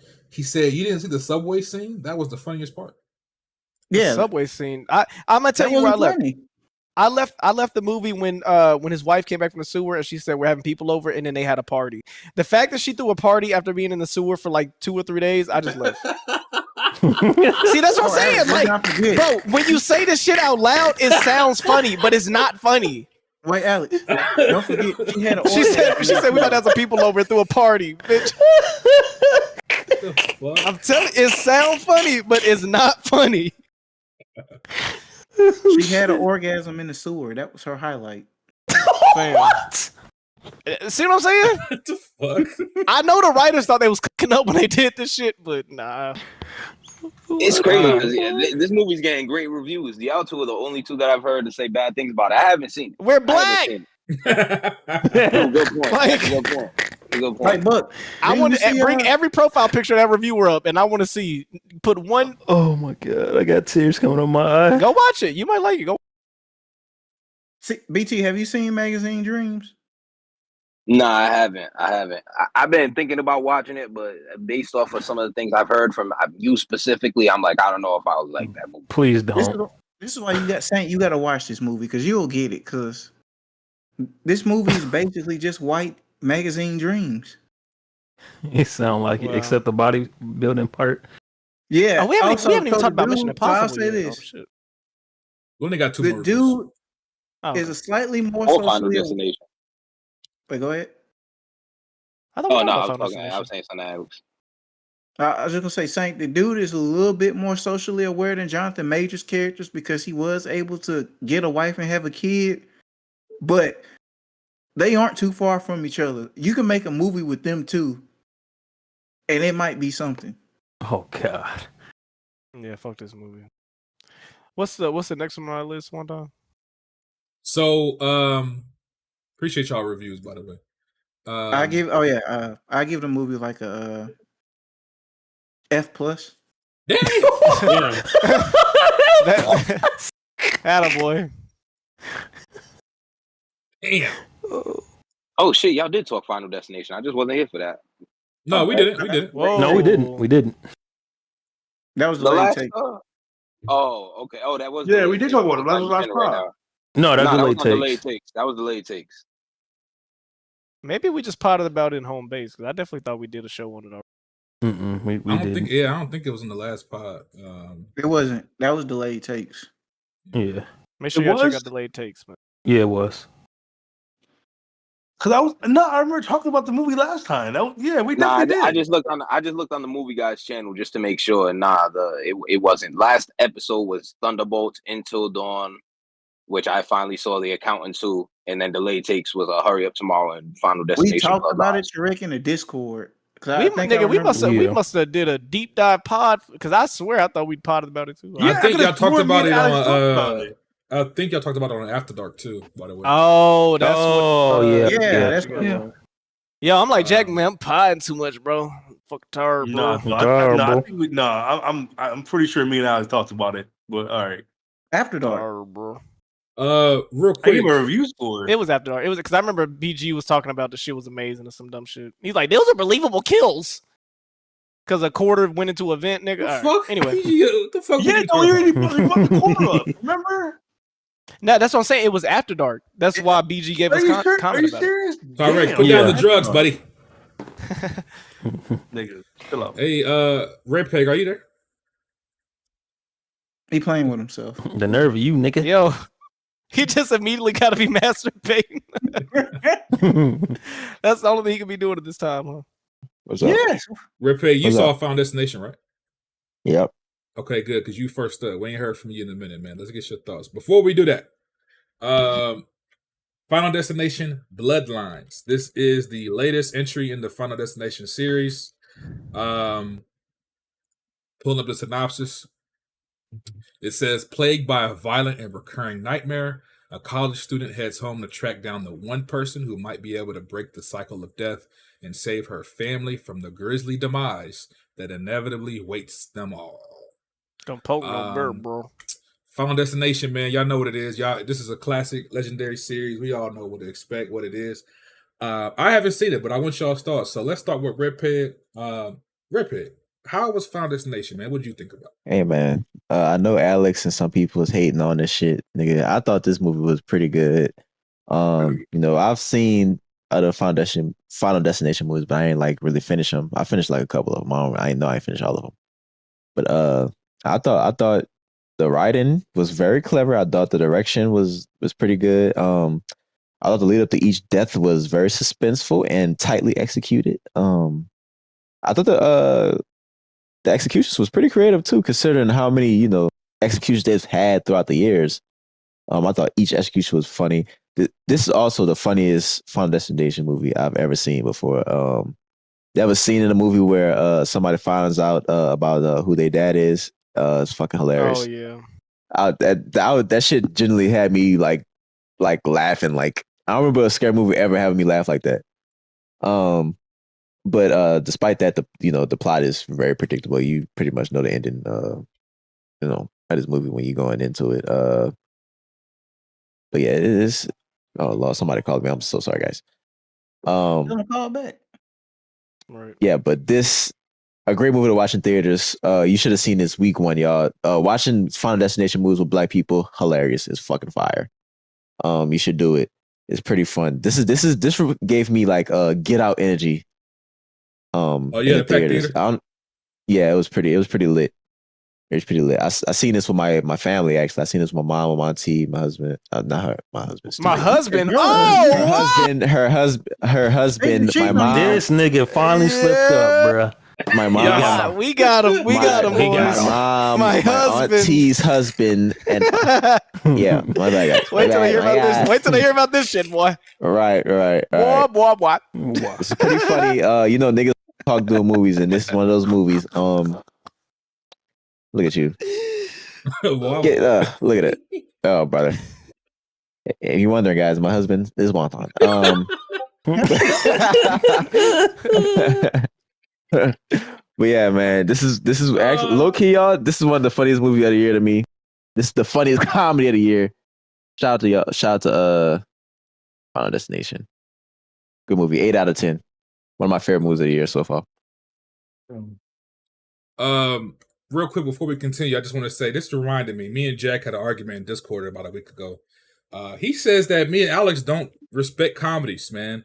We got to get him on one of these weeks so we can really hash it out and I can really tear him a new asshole because he's wrong. He's fucking wrong. Well, he already got two of them. One on his head, one on his butt. Right. He already got a Google app too. So yeah, one of these days we're gonna get Jack. Somebody fucked him silly already. So we can really pump it out. Come on, bro. What's up? This is my first time, bro. But let's keep it going, man. Who want to go next, man? Final Destination, man. Who want? I think everybody's seen it, but me. Shit. Who else want to go next, man? I'll be quick. I can be pretty quick with it. So, I thought the movie was good. It's not a bad movie. The first kill was amazing, but for me, really, all the other kills in the movie, they just didn't go crazy like I thought they would. Like I was expecting more because it's Final Destination, so I was a little bit disappointed. Mm-hmm. But other than that, I think I like Red Pet said, it was funny. The story was solid, made sense. I just wanted a little bit more from the kill, so I get a movie like a B-. Yeah, me and Tyrek obviously apparently went in depth on After Dark. I would say just go, if you want a full review from me, man, go watch that After Dark episode when this movie came out that same weekend. All in all, disappointing. When I stack it against the other end, I still think Final Destination 2 is the best one. And this one just kind of the kills just they didn't have long-lasting effects, a long-lasting effect on me. People seem to think the one in the trailer with the brain CAT scan machine was fire, but I don't know, man. I just feel like there weren't any iconic deaths in this movie for me.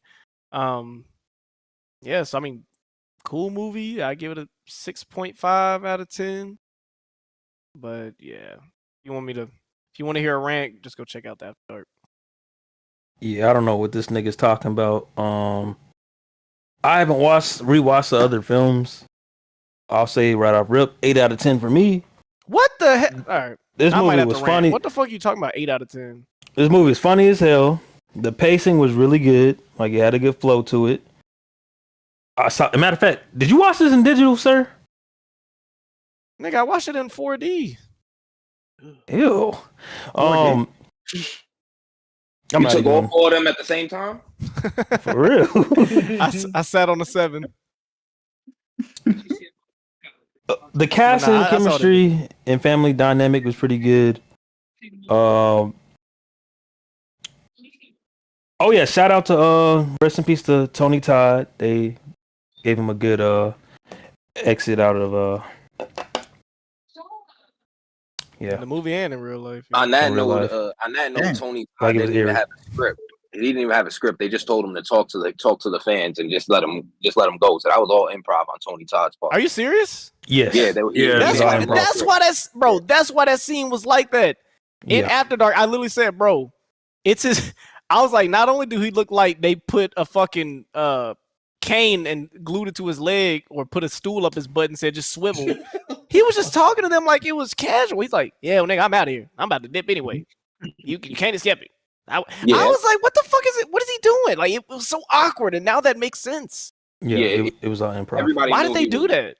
Everybody because they knew he was dying. Okay, but what the? Just let him just say what he wanted to say to the fans.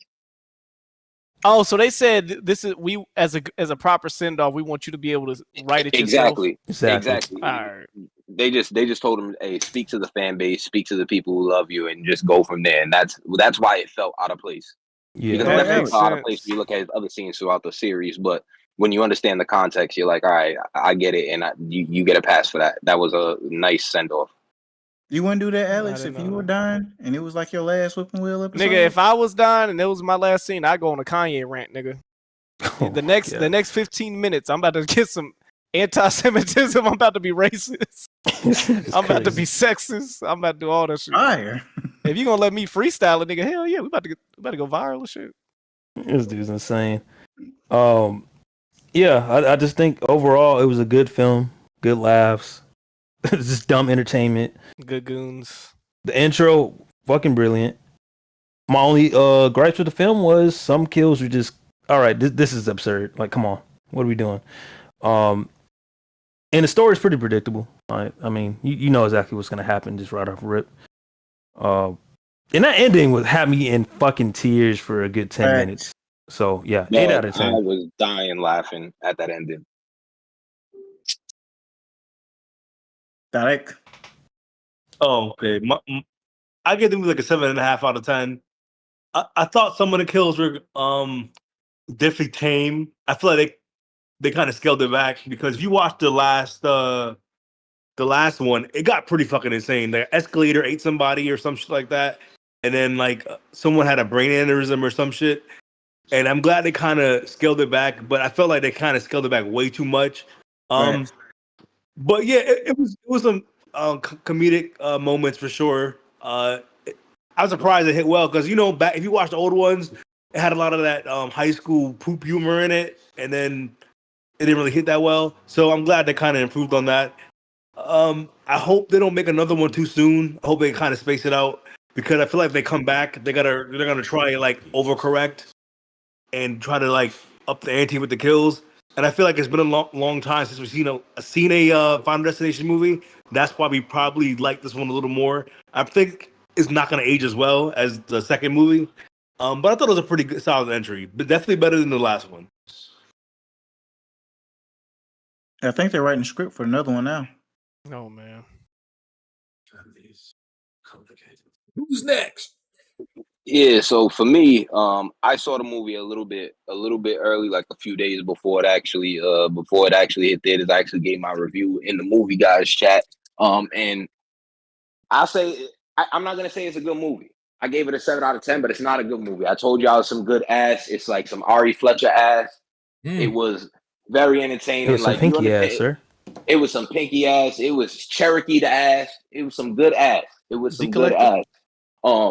There's some things with the movie, like the opening. I understand it's Final Destination, but there's one part in that opening during the opening premonition where something happens where I'm just like, all right, that's some bullshit.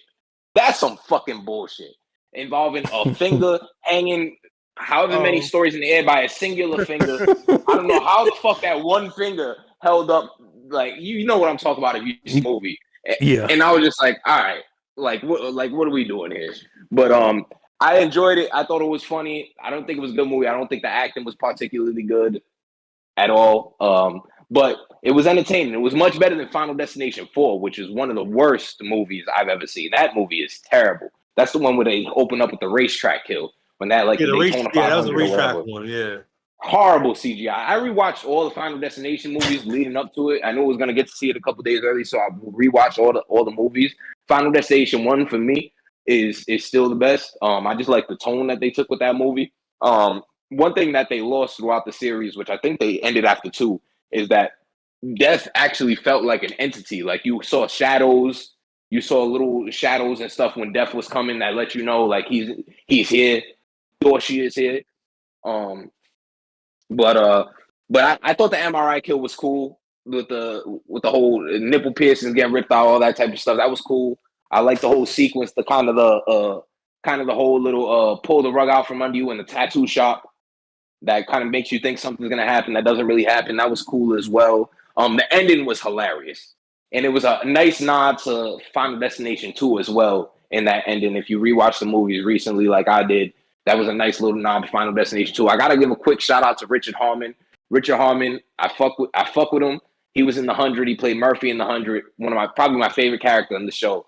But Richard Harmon was dope in the movie. He was in a movie called Low Lifes that came out last year, which was one of my sleepers of the year last year. That's a good movie. You should go watch Low Lifes. But yeah, all in all, it was good fun. It was a stupid movie. It wasn't particularly good, but at the end of the day, you go to the movies to be entertained, and I was thoroughly entertained with this movie. 7 out of 10 for Final Destination Bloodlines. Again, I still got the first movie, number 1. It's probably the third best in the franchise. I would say I would go 1, 2, then this, then 3. then 5, then the last one. Actually, swap 3 and 5. 5 is my third best. I like the way they ended. I like the way they ended the 5th movie with them calling back to the first one. But all in all, a fun watch. One time when you get to watch it, I think you'll laugh your ass off. Whether you're supposed to laugh your ass off at certain points or you're not supposed to, you're gonna enjoy it. It was a fun time all in all. I'm closer to Alex than I am Saint on this one. I agree with Alex. It's not really a good movie, but it is entertaining. It is entertaining. That's what you go for to the movies for at the end of the day. Similar take that I had to Until Dawn, which Don't piss me off. Mad at me for. Don't piss It was me off. entertaining. It was entertaining. Bro, Saint, are you defending Until Dawn, bro? No, it was fucking dog shit. Don't piss me off, bro. Don't piss me off. What the hell? You niggas is trolling tonight. Do not piss me off, bro. Fuck that movie, bro. Fuck Sony, dog. Don't piss me off. Until Dawn, I was laughing my ass off as somebody who never played the game. Hey, it was y'all, have a good night. I was dying laughing, even if I wasn't supposed to laugh. When homeboy got hit by Shorty killed homeboy. Like, go do what you got to do. That was hilarious to me. That dude wasn't that bad of a guy. You just killed him for no fucking reason. That was hilarious. I found it funny. I was entertained. Same way with this. Not a good movie, but it was entertainment. You know what? Since I defended a bad movie, you get one too, brother. Yeah, it was a bad. I'll tell you, Until Dawn was a bad movie, but I was entertained. Check out the game. Same with Bloodlines. We'll never do that. I'll check out the game. I think it's free on PS Plus, so I think I'll download it, play it. But I just, from what I heard, there's not much gameplay involved, and I'm not into them type of games where it's just kind of pick a choice and then watch what happens. Yeah, you might not fuck with it. Just watch the gameplay movie. Hey, that's why I've always avoided Until Dawn, because that gameplay style is just not appealing to me. Hey, BT, for that take, brother, just know when you set a clock in for delayed takes. Just for that, you had a one-on-one with Undertaker. Hold on now, player. Tonight, you get to go one-on-one with the Undertaker. Holla, holla, holla. Holla, holla, holla. Hey, who else seen it that hasn't reviewed? Is that everybody? Oh, I did. It's probably the funniest Final Destination out of all of them. I don't think it's a good movie either. I'm sitting like at a 6 out of 10. It's a good summer watch. Kick off to the summer movies. It brings a lot of question of the timeline, how everything is connected, how they introduce this one. I do have issues that there's no real premonition. Waterboy, I got something to add to that. After you finish, I got something to add to that I almost forgot. But finish it with your thought, and I got something to add to that. Yeah, so like, I don't think any of the deaths really stick either. Maybe one or two, and it kind of sucks for like the main chick who's leading it because no one really likes her. They kind of love the cousin, Eric. Which is weird that they all hate her. She doesn't do bad. Her character just doesn't really do anything. And like, this movie is less about the kills and more about seeing how it gets there. The ending's funny. It's probably in the middle of the pack. I still think the first 3 are the best. I still think second one's the best one, but it's definitely better than 4 and 5. 4 is just abysmal, but it's not that bad of a movie. It'll be great on a fun rewatch. Throw something in the background. Yeah, to piggyback off Waterboy. Go ahead, Alex. You're gonna ask him a question. No, go ahead. Now, to piggyback off Waterboy said, and first of all, the reason why I have second behind one is because I didn't feel I'm rewatching this. I didn't feel there was good camaraderie or chemistry between the main characters that all came together. Shout out to Kratos. Kratos was in that movie, the original Kratos. TC, shout out to TC. He was in that movie. But I thought this movie completely contradicted the lore that they set up for the first 5 movies. Yes. Like it completely contradicted. Like, how the fuck does this happen all the way back when it happened in the 50s and 60s, and then it take all these years to death catch up when it's been established throughout all the other movies? If you were supposed to die within a month, you're cooked. Within a month, you're cooked. So now it goes generations and generations with people just completely surviving. I felt like that was completely contradictory to the law. And again, it's a Final Destination movie, so I mean, how much can you complain about that? But as somebody who rewatched some movies leading up to it, it pissed me off because I was like, wait, how did they even go 60 plus years? Like, you couldn't kill this bitch from natural causes. You couldn't get this bitch brain cancer or something. That's something I want to see. A Final Destination movie where people die in mundane ways. Like, oh yeah, he died of old age. Like, yeah, the nigga got testicular cancer. Kick the bucket. But it made no sense to me. It completely contradicted the law that was established in the other 5 movies with the story that they tried to tell in this one. Which is a nitpick again because it's Final Destination. Like, it's not supposed to be realistic, but you established law through 5 movies. You completely contradicted it in this one. That's a fair take. Did we hear from everybody? I don't know if everybody reviewed it. I think we did. Okay. Well, I appreciate y'all reviews, man. I'm gonna check it out at some point. I don't know if because it's still in theaters. I don't know if I go catch it in theaters or if I just wait for streaming. But low key, I want to start from the beginning because I haven't seen all of the movies all the way through. I've seen 1, I've seen 2, I've seen 3. I think I only seen like part of 4, and I don't even think I've seen 5 like at all. 5 you should watch. 4 you can skip. You can skip 4. That's a terrible movie. Yeah, I might want to run them back before I watch the new joint, just for fun. But one more film to review, man. One more film. We got Mission Impossible: The Final Reckoning. Now I'm gonna set this movie up. I'm gonna give my quick thoughts first, since this is the only movie I have for review. And to be honest with y'all, I don't got much to say, and I'll explain why shortly.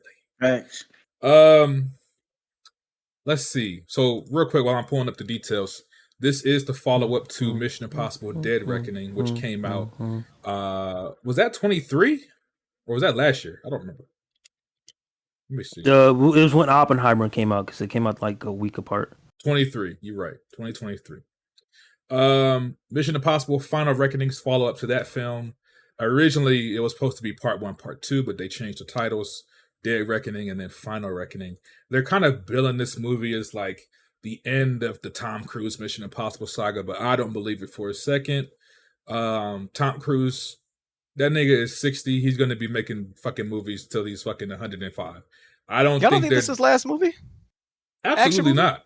Absolutely His not. last action movie? No. I feel like I could see him doing like a Robert Downey Jr. like a serious role or something. I don't know. I feel like he's gonna do something different. When's the last time he had a role that wasn't? Well, action?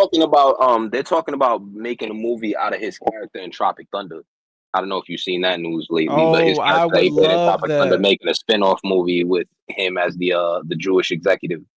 It's funny because he's been trying to do that. He been trying to do that since the movie came out. So do y'all think he has that in him to do that for a whole movie?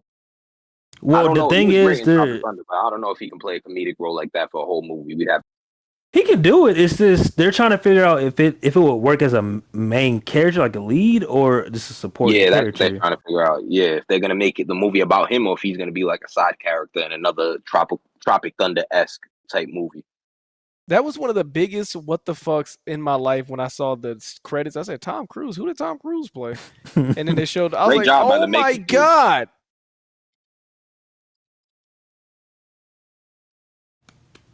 I got quiet as fuck. All of us. Okay, Jesus. Oh no, we were waiting on you. My fault. But anyway, yes. Mission Impossible: Final Reckoning. I had a. What was I saying about this film? Fuck. Oh, I don't believe this is Tom Cruise's last Mission Impossible. I really don't. Now, granted, they could do this a different way, or a couple different ways. They could either continue Mission Impossible with a new lead. But I just don't buy it, man. I feel like in a few years, maybe they'll take a break. Maybe 5 years, right? Maybe they'll take a break. I don't fucking know. But Tom Cruise is not done with Mission Impossible. The nigga's talking about doing Top Gun 3, right?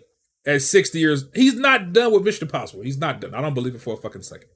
But anyway, they're billing this movie as like the end of the Mission Impossible saga. This movie has a lot of references to the first film, or all the films, really, kind of all of them. All of the films. There is a specific reference to the first film that plays a part in the story. But yeah, man, so a lot of callbacks, a lot of things like that. And for those that don't remember, the plot of this movie, it carries on from Dead Reckoning 2023. The plot of the movie is there is an entity. It's like an AI. Essentially, the villain of these movies is an AI. and it's an AI that is,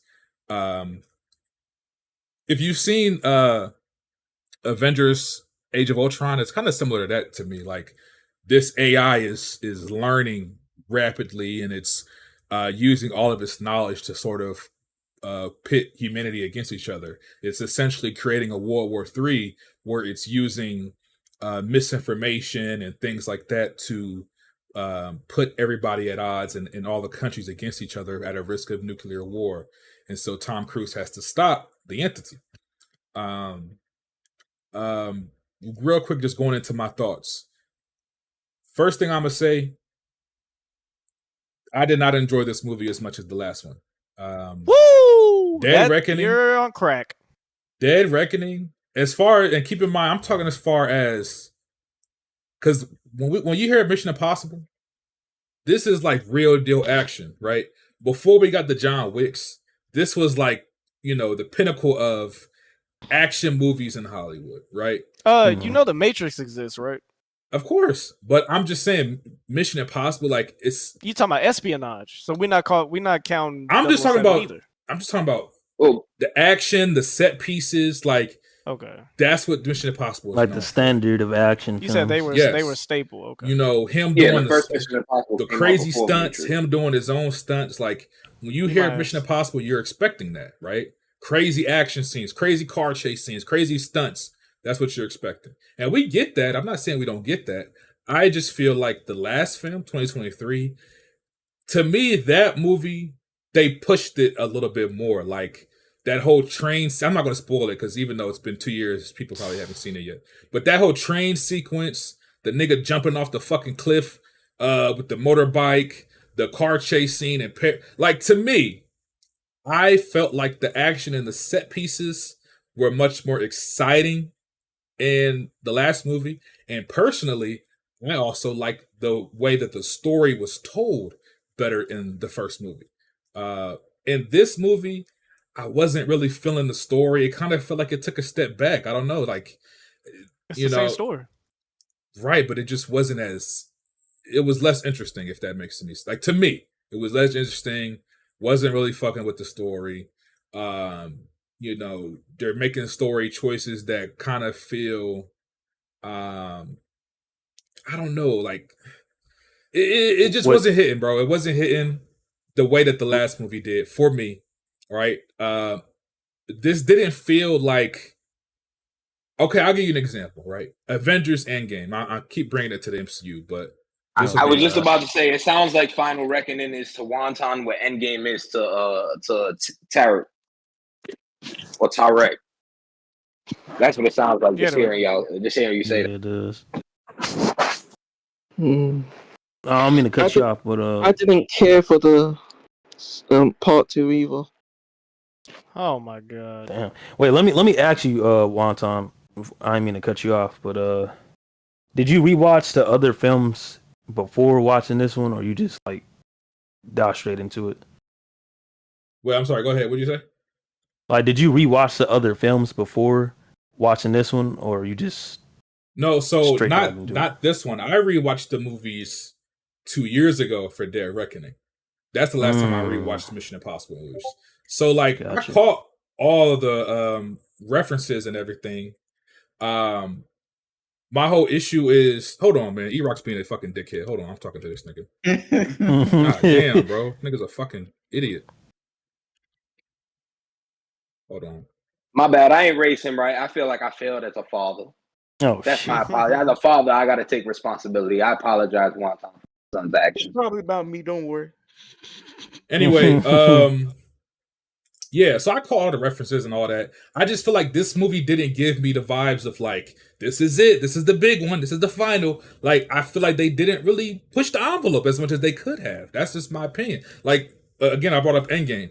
Endgame, nigga, they pulled off crazy shit. This is the end of the Infinity Saga. This is the culmination of 10 years of Marvel.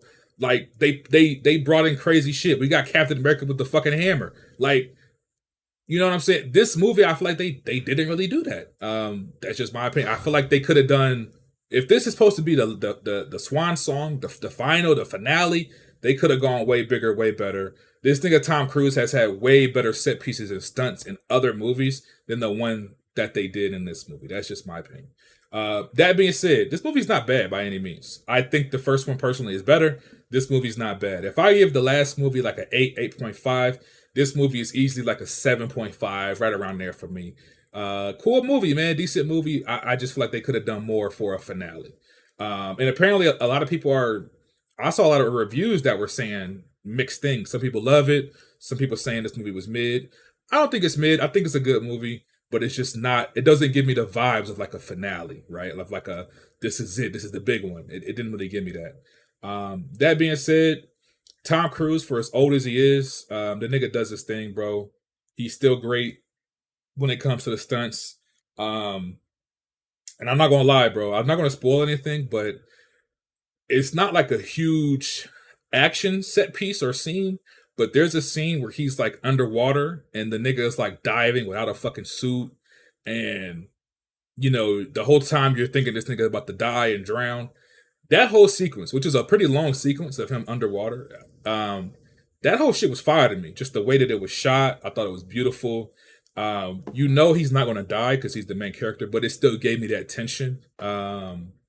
I don't know. I really fucked with that scene, and it's not like a big action scene because he's not fighting anybody, but that was a really, really cool scene for me. I was like locked in. That scene had me actually like on the edge of my seat. Like I was locked in. I'm like, damn, this shit is fire. Like I want to see how he gonna get out of this. So I really, really enjoyed that scene. Other than that, this movie didn't really have any standout moments to me. That was probably the biggest one. So that's crazy. Like I said, one time a bad action movie takes again. I mean, I don't know to tell you. The last one was way better. The last one was way better. One time's cooking with it. You know, it's funny. I agree. So then, what's the problem? The last one is way better. It had way better action set pieces. The last one. What the fuck are we talking about? No, well, I ain't gonna say that much, but I agree with the last movie being better. It did. How is the last movie better if you don't agree with that? I don't understand. No. Like the end of set piece in this movie much better than the last. Is much better. Both. Yeah. That underwater set piece good, and like, come on. Yeah. Talking about it's not a huge set piece. That was a very it gave me the feeling that you get from Mission Impossible 1 with that fucking spy scene.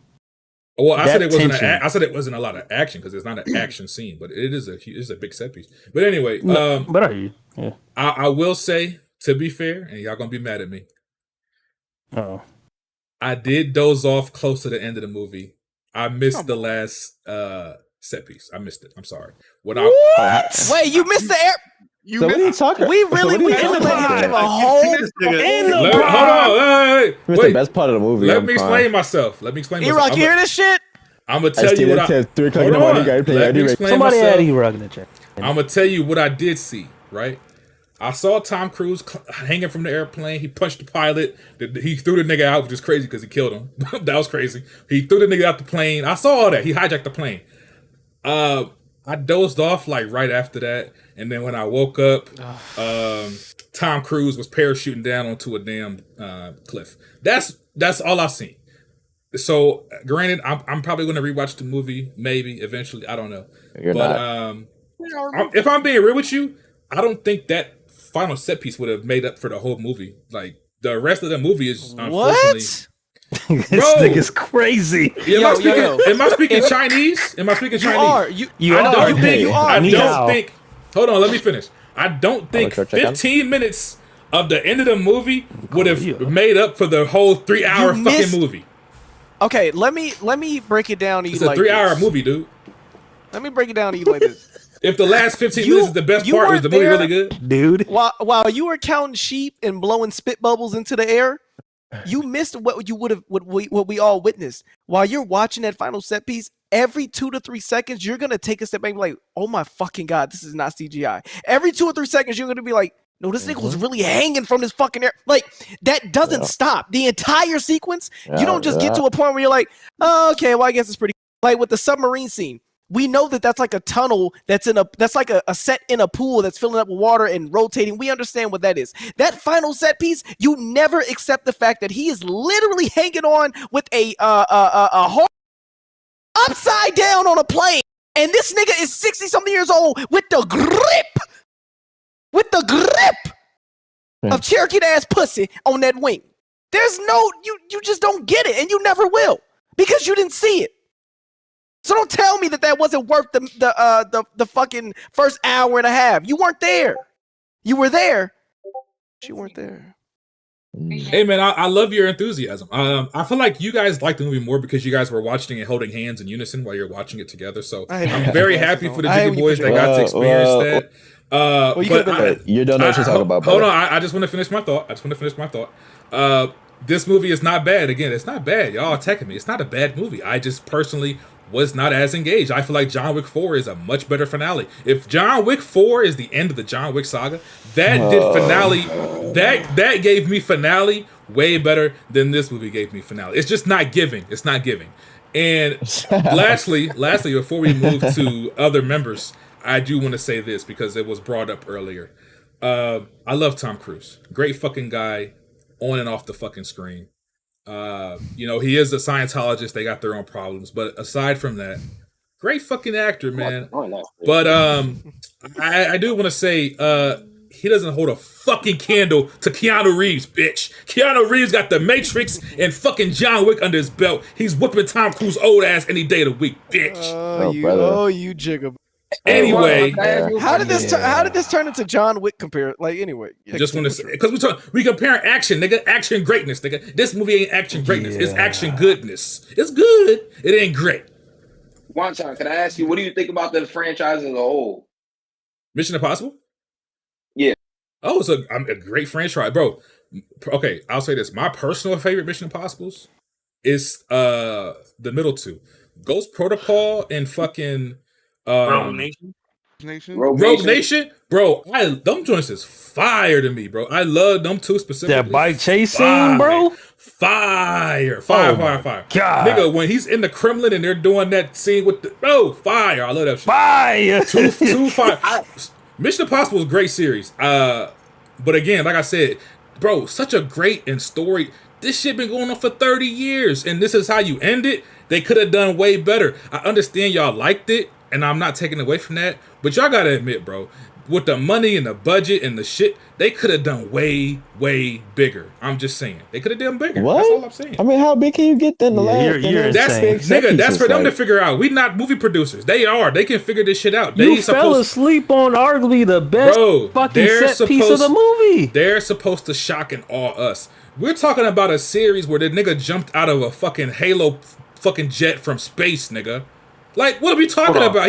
The nigga jumped out of space, and y'all okay with a fucking finale with him hanging from a plane? He's already done that. He hung from a plane three movies ago. The submarine part was pretty fucking crazy. Okay, Tyreek, I gave props to that. I love that scene. It's fucking amazing. But I don't think people understand how doing stunts underwater. I said I love the scene. What more do you want? The nigga couldn't even really see shit for real, Tyreek. Like, you can see the fear in that nigga's face. That's harder than what he did with jumping from space. It's not crazy, but it is. Listen, is it harder? Yes. Is it as exciting? That's debatable. All I'm saying is I love the scene, that scene specifically. But again, for a finale, they could have done way more. That's all I'm saying. Anyway, wait. One last question, bro. Do you like Mission Impossible 1? It's cool. It's not. It's cool. It's not. That explains it. Why do you keep bringing up Mission Impossible 1? No. That explains it. It's they do a lot of things that goes back to that movie. That has nothing to do with it does. No, the same listen. Hear me out. That's a story reason. I'm talking about the action scene. No, I'm not even talking about story. I'm talking about the tension of the set pieces. Is damn near the same. If you don't like that movie, you're not gonna really fuck with this movie. You're missing my point. It's not that I don't. It's not even that I don't like it. That's the first movie in the series. This is supposed to be the finale. Finale means bigger, better. It means this is it. This is our best showing. We're gonna go out with a fucking bang. That's what I'm saying. It should have been nonstop, bang after bang after bang after bang.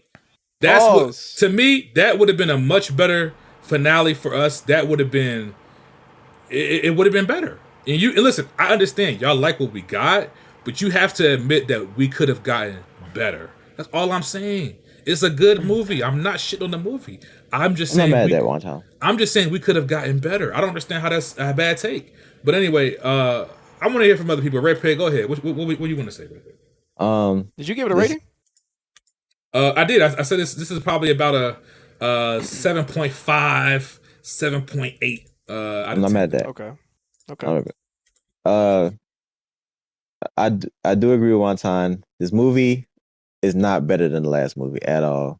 To me, at all. First of all, nigga, low key, the first hour of this movie is fucking horrendous. It's boring and slow as fuck. The acting And is the editing sucks, not bro. very. The opening to this movie, the editing. Oh my god! I was like, "What the fuck?" Yes, bro. It looked like somebody from Discord put that shit together. I said, Nigga. what the hell?" Anyway, go ahead. Nigga, the first hour of this movie is just. Salon put the movie together. It's just, the pacing is just so weird, bro. It's a lot of unnecessary callbacks to like the previous films, and this movie got a lot of fucking characters. A lot of fucking characters. I don't know if y'all peeps. So many that I can't remember all the names, nigga. But after that first boring ass hour, nigga, the last like hour 50, nigga. You sit up in your chair. I already know it. Hey man, this shit is fire, bro. All the set pieces are fire. It is gorgeous. No complaints from me how to direct it, nigga. The climax of this movie, nigga, is one of the most insane things you're gonna see, nigga, because you know he doing all that. And then if you watch this in IMAX like we did, you see the aspect ratio like gradually widens. And it's just like, oh my God, nigga, this is cinema, nigga. This is an action movie, nigga. This is the greatest fucking action star of all time, nigga, doing this shit, nigga. All by himself, nigga. Nigga, on a plane, climbing on a plane like he Tarzan, nigga. Nigga, this is some Nathan Drake shit, nigga. Nigga, I don't even think Nathan Drake could do this shit, nigga. Like, Ethan Hunt is that guy, bro. Shout out to Tom Cruise, nigga. He is the greatest action star of all time, nigga, surpassing the fucking Rock. Well, not saying the Rock was ever on his level, surpassing Keanu Reeves' bum ass with his slow ass, nigga. Nigga, stop playing with my nigga Ethan Hunt, nigga. Fucking Keanu Reeves is slow as fuck. Them slow ass little rolls he be doing, nigga. Them slow ass little barrel rolls he be doing, nigga. My nigga Ethan Hunt be sprinting his fucking ass off, nigga. Beautiful form, by the way. He should run track. I wonder what his 40 time is, nigga. I wonder what his 100 time is.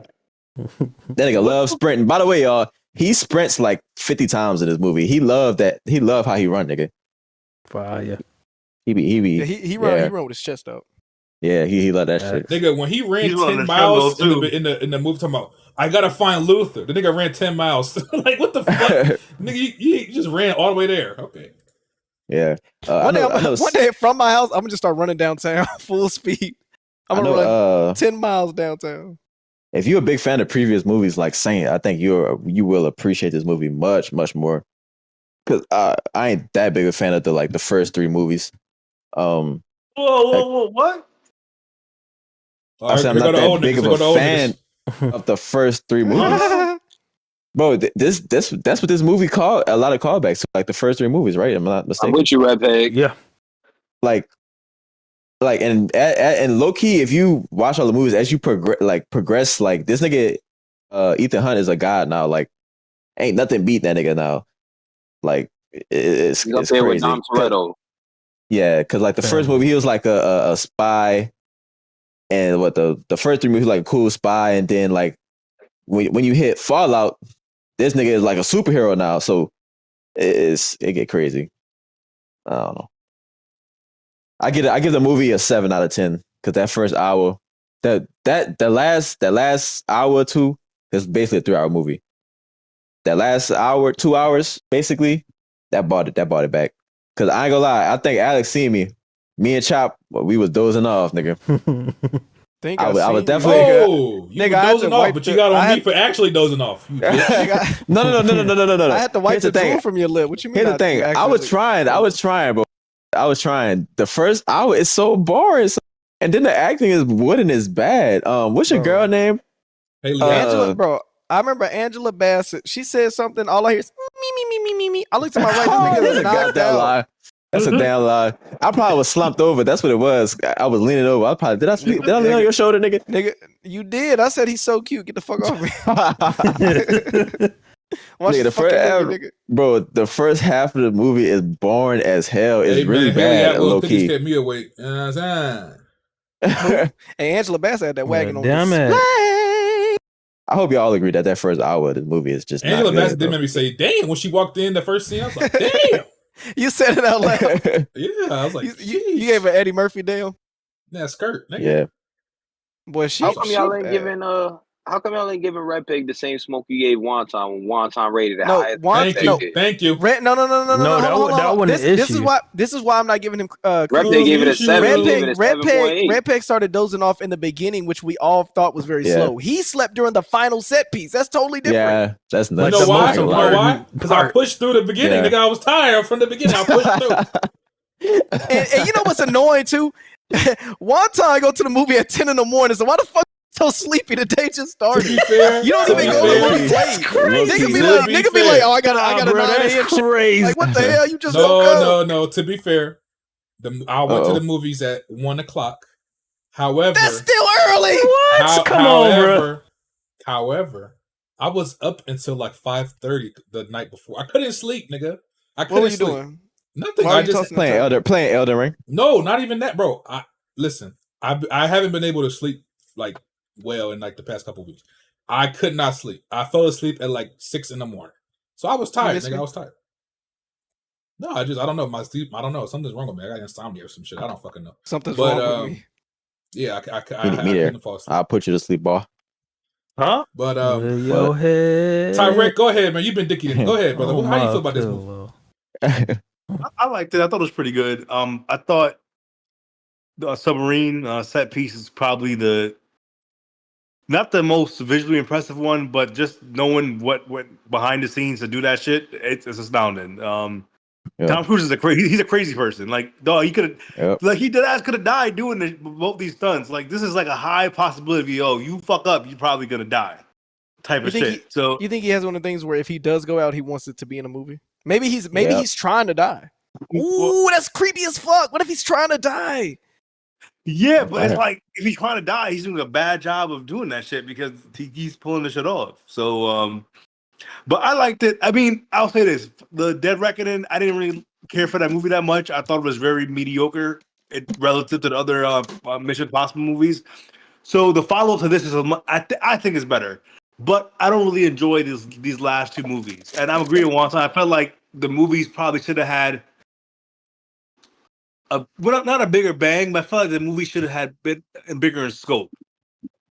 In relation to like how, I know he saves the world in every movie. That's my thing. They should have had this thing in space with fucking TIE fighters like Star Wars. I just feel like I feel like in the Fallout there was it was higher stakes.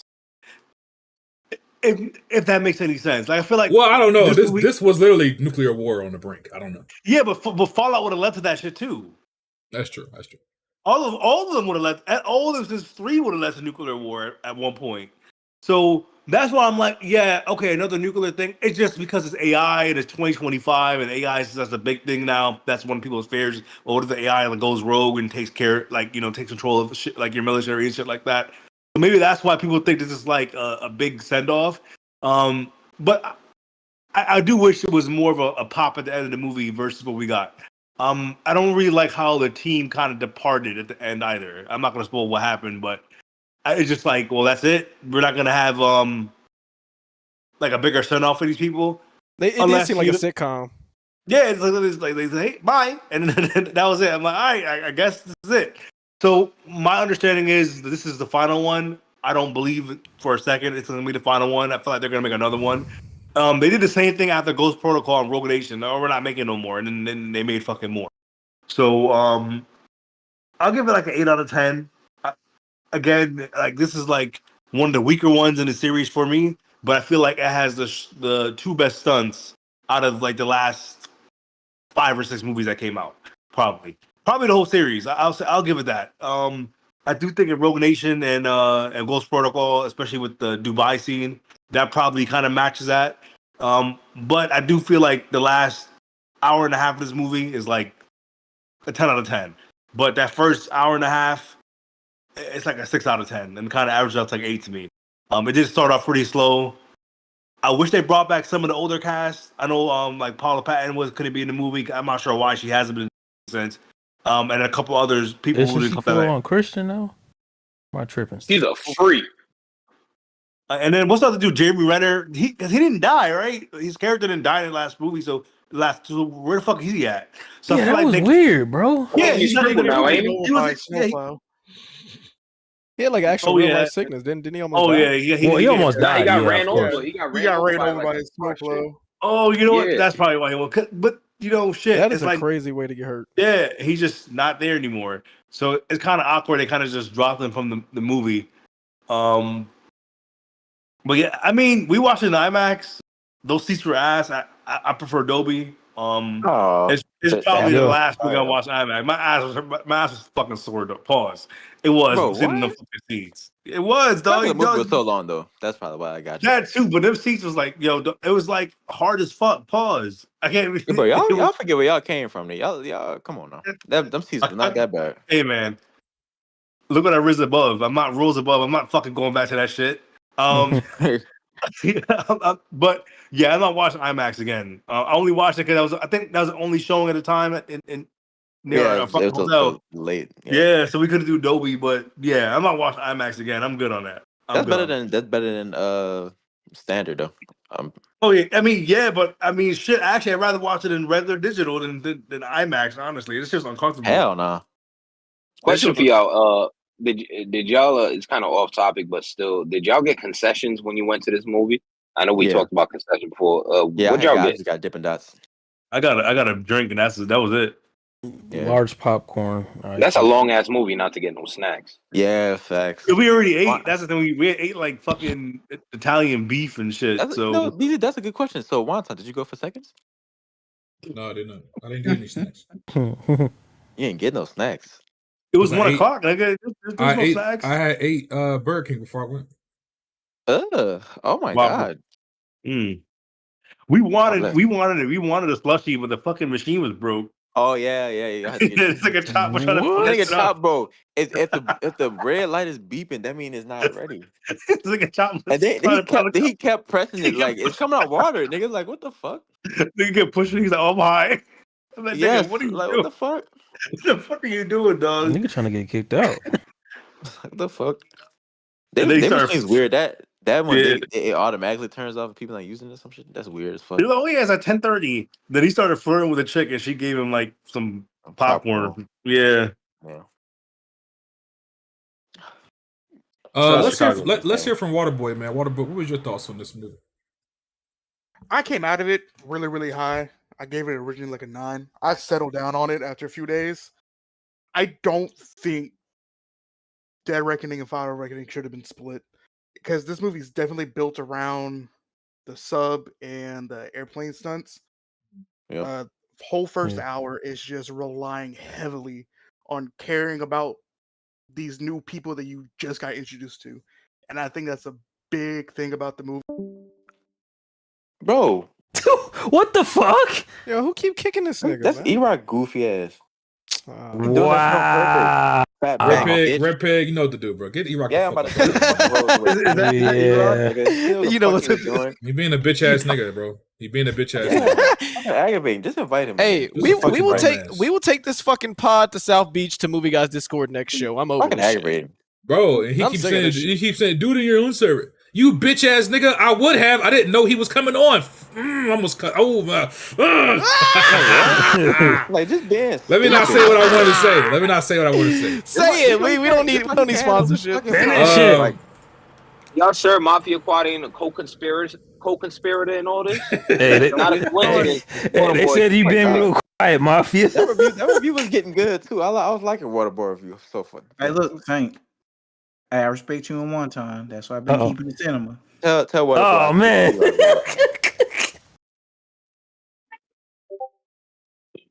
I was wondering why his shit dropped off. I'm like, who the fuck? I thought I lagged out. I'm like, I already knew E-Rock did.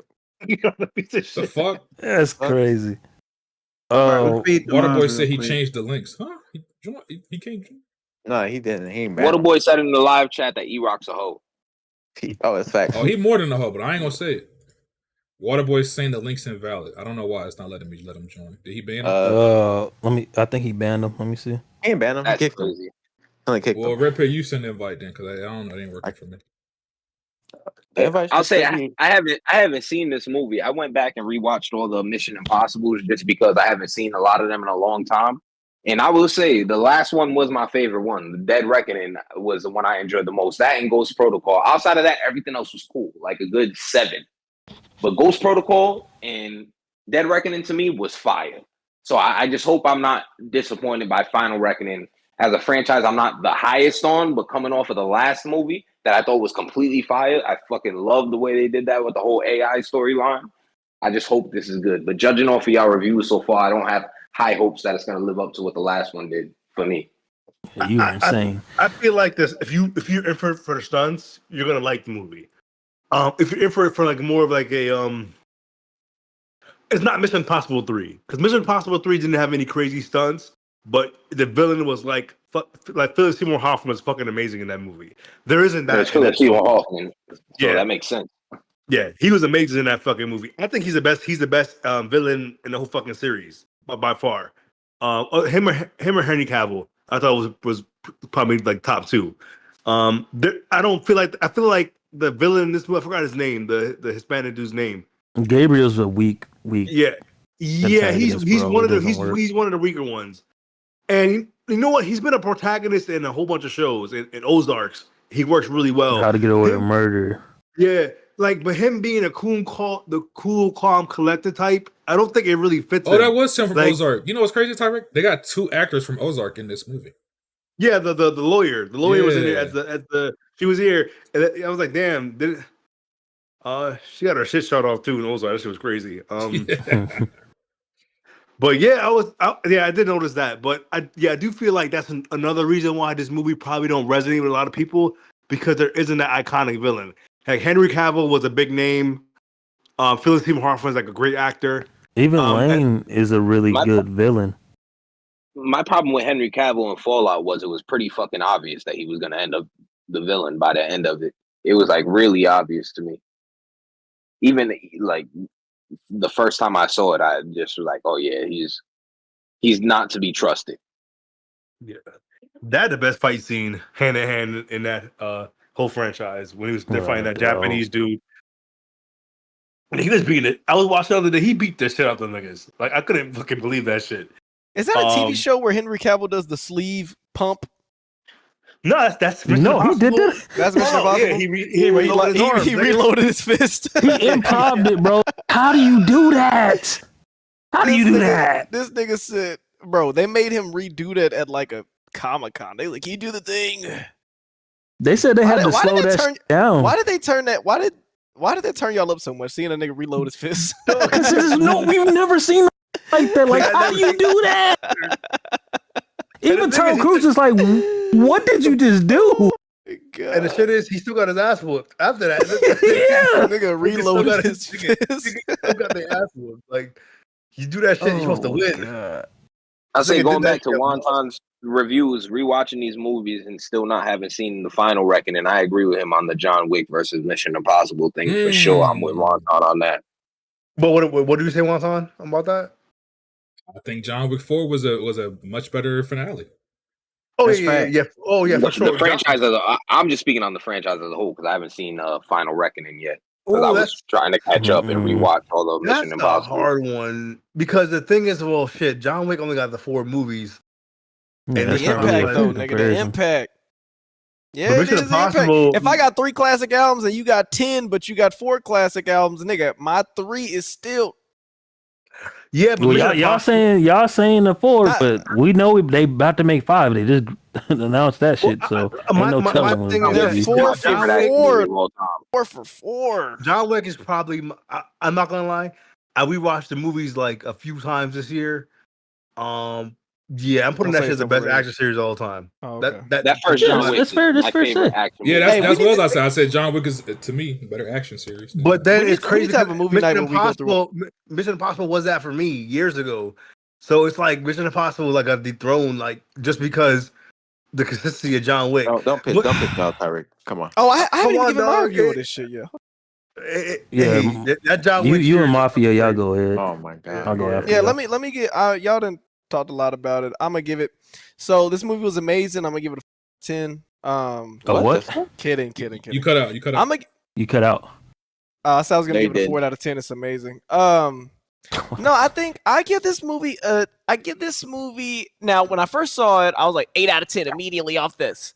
But I think it'll be fair to give this a 7.5 out of 10 for the 2 big set pieces.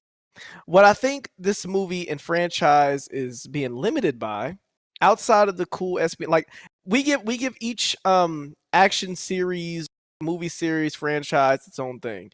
James Bond is known for the cool gadgets. Mission Impossible is known for the set pieces, like with the submarine and the airplane. We get it. John Wick is known for its gore, not gore, but its violence. Mhm. I really think what would push Mission Impossible, this movie, into another stratosphere or the series, they gotta stop making it PG-13, because there was a scene in this movie. It was so corny, and I don't want to spoil it. I know. There's a scene in this movie. Y'all ever seen movies where or TV shows or whatever the fuck, and it's like they shoot the person, but then the screen goes black, or they cut it away right when he about to get, so you don't see it, but you hear it. Oh, you talking about? Okay, yeah, you talking about that. There was a scene. Thank you for saying that, Alex. There was I a feel the scene. same way. Yeah, there was a scene in this movie that was so. Now, if it was only made like 2 or 3 seconds, I wouldn't have noticed it that long. This was a 10 to 15 second scene where we're watching someone's comedic reaction to how violent whatever is going on the other side of the screen is, but we don't see it. And then it cuts to it, and it's like a Halloween Express outfit of blood on my shirt, and I got a machete. And what's wrong? Well, I just saw you brutally murder somebody. Oh, well, they're gonna kill you. We gotta go. Like, this isn't a rom-com. This is an action movie. It's almost as if it's a tongue-in-cheek of them saying, you guys would have a nah, it's PG-13. We can't show it. You're playing in my face, because that would have made me say, yo, I'm finally seeing this nigga get visceral. It's the same way when we were playing Uncharted, and it's like, oh, well, the reason Drake never gets shot is because he's lucky. Nigga, no, just say that he ain't get shot. Now that you've said that it's because he's so lucky, now it's corny. The fact that you had 15 seconds of literally a nigga getting stabbed, macheted, and bloodied. This is the first time I've seen Tom Cruise with blood on his chest. Well, have y'all ever seen this nigga covered in blood? Ever? Nah, but to be fair, the last kill. No, just answer my question. Have you ever seen this nigga covered in blood from his enemy? No. Okay, if anything, he's always breaking an arm or, choking him out, punching him, whatever the fuck. Somebody gets shot, but we don't see no blood. Like in part 1, nigga was sniping, and it's the Scorpion King and the Mummy Revenge, and the nigga just do a fucking squiggly thing and dies and evaporates. I think what's holding this movie back is if you take the stunt pieces away, this shit feels like a cheesy action flick. If you take away the set pieces, the narrative in the beginning of the movie drags the fuck on. Even for a part 2, this shit drags on. Like, I agree with Wonton. I thought that part 2 was going to be, hey, we gave y'all all the exposition. We gave y'all the stakes. It's time to go crazy. We got to echo. My bad. We gave y'all the stakes. Y'all know what it is. Wait, hold on. I just thought about something. Did we hear the entity talk in the first part 1? Yes. No. Yeah, we did. No, right? we didn't. I No, just we watched didn't. that shit like 2 days ago, and I do not remember hearing Okay, that. okay. Well, the entity has a voice in this movie. Other than the nuclear codes, we really didn't see the. Well, I don't want to spoil too much, but anyway, I feel like the rating is holding this movie back. I feel like like everyone else, that first hour and a half does drag on. If you are sleepy, you will fall asleep. If you didn't, I can't believe there's people going to see this that didn't see part 1. There's a nigga in the home base, Benjamin. He didn't even see part 1. He's like, yeah, I didn't know what the fuck was going on. Why the fuck you don't see the movie? Like, you need to see the first one for the second one to make sense, because it literally picks up right where the part 1 ends off. I think the submarine and the airplane scene alone makes this movie worth the watch. It's the same way that we give credit to movies that still use practical effects. We have to give credit to this film where they're not using CGI for these set pieces. We have to give credit that we are seeing one of our last action stars put their body on the line, much like Keanu Reeves in certain scenes and shit like that. He is doing it. He's doing the work, and we got to give him credit for that. But yeah, cool movie. I'm not mad at all. I was actually, I like this more than the first one. The first one, I felt like I walked away feeling like, okay, we saw the train scene from Uncharted. Like I didn't that okay, he ramped, he did the ramp on the motorcycle off the mountain, but we also saw that scene advertised for like 7 months before the fucking movie came out. They gave us BTS of that scene before the movie came out. Literally. Literally up until the movie was coming out. All right, testing. 1, 2, 3. We saw the drone, the helicopter. You spoiled it. I know exactly how this shit was shot as I was watching the movie. So I feel like I don't see how y'all like the first movie more. This movie, other than the car chase scene, I will give it that. The car chase scene was fun to watch. I don't see how y'all are putting them set pieces above the second movie. That's what I'm saying. But yeah, 7.8 out of 10. Yeah, the set pieces of this movie was way better than the first one. The first one had a lot of like slower. Now that I think about it, the first movie had a lot of slower moments that was building up towards the end of the movie, towards the ramping scene. But before then, the stunts in that movie was was pretty much, I would say non-existent. But the only one I really cared about was the train scene and the ramp. That was it. The first couple hours of that movie was a lot of talking, the airport scene, and the key exchange shit, and that was it. This movie, I feel like, was a lot more compelling end to end. Even though the first hour and a half was pretty slow, the first movie was a lot more slower building up towards the end. This one, I feel like, hit, especially with the submarine shit and then that whole ice thing, that kind of, sustained the movie until the end. So, definitely a better action movie to me than the Dead Reckoning. Real quick, you still there? No. Yeah, what up? Oh, okay, Rick, can you give Waterboy the roll right quick? Yeah. Oh, my bad. He back in here. I got him. I guess I'll go next. I thought you already went. Say, You've been defending this shit all damn. Go ahead. I never went. Go ahead. Fuck. Go ahead. Anyway, I give it 8 out of 10. Honestly, I seen it twice. Somebody echo. All right, go ahead. Son. Yeah, I seen it twice. Whoa! You seen it twice already? That's yeah, hours, nigga. What the fuck? Well, I had to because the first experience got fucking ruined. Oh, you did. Why do you ruin? We're not getting back into it. He said he had a disturbance in his theater the first show. Riri. Somebody shit on yourself or something? Damn near. 8 out of 10 for me. But that first half, bro. I'm sorry, on the second watch, that shit was atrocious to get through, bro. Like that pacing is just so odd for a Mission Impossible movie to where I'm like, I don't know if I can put that above the part one. Like it's really, really bad. And also, and y'all, I don't know why y'all haven't said it. I think Peggy did. There's too many antagonists in this fucking film. Yep, too many. Really sit there and think about it. And I know some people were complaining about the new members of Ethan's team. That's never an issue. That nigga Ethan really just picks you to be part of the team because of aura. It has nothing else to do. He definitely be treating that shit like cash money. Yeah, like he's just like, oh, are you a real one? Are you loyal? You part of the team. That's all that is. So remember, it's just pain. Yeah. There was also another Looney Tune moment that I thought Alex was talking about. He didn't. I swear to God, my mom bursted out laughing. It's towards the end. She was the only one laughing. I had to look down to the fucking floor because, dog, it was a Looney Tunes ass death. Yeah, those are my only gripes. And Gabriel, it's just not a compelling that nigga ass, antagonist. Man. Say what it is. He ass, man. He's compared to Lane and Damien and even Henry Cavill's character. No, it just don't hit. It just don't hit. Very cartoony in this one. Yes, he's very cartoony and just my issue with him in the first part was, okay, what's the true motive to this? And then when he finally tells you what the motive is, It's just like, what the fuck are you doing? You went through all that just to do this? Yeah. Like, And after no, all that, no, that shit not it. Yeah, this that? movie's slow burn, but once it locks in, bro, it locks the fuck in. Cause that submarine scene, I don't know what one that was was- talking about. nigga, That I shit said I is love that scene. fire! Yo. Shit fire! I must be speaking fucking Russian, You Chinese hieroglyphics. Korea. I said 100 That million shit times, nigga. I said that was my fire! favorite sequence in the movie, nigga. I love that scene.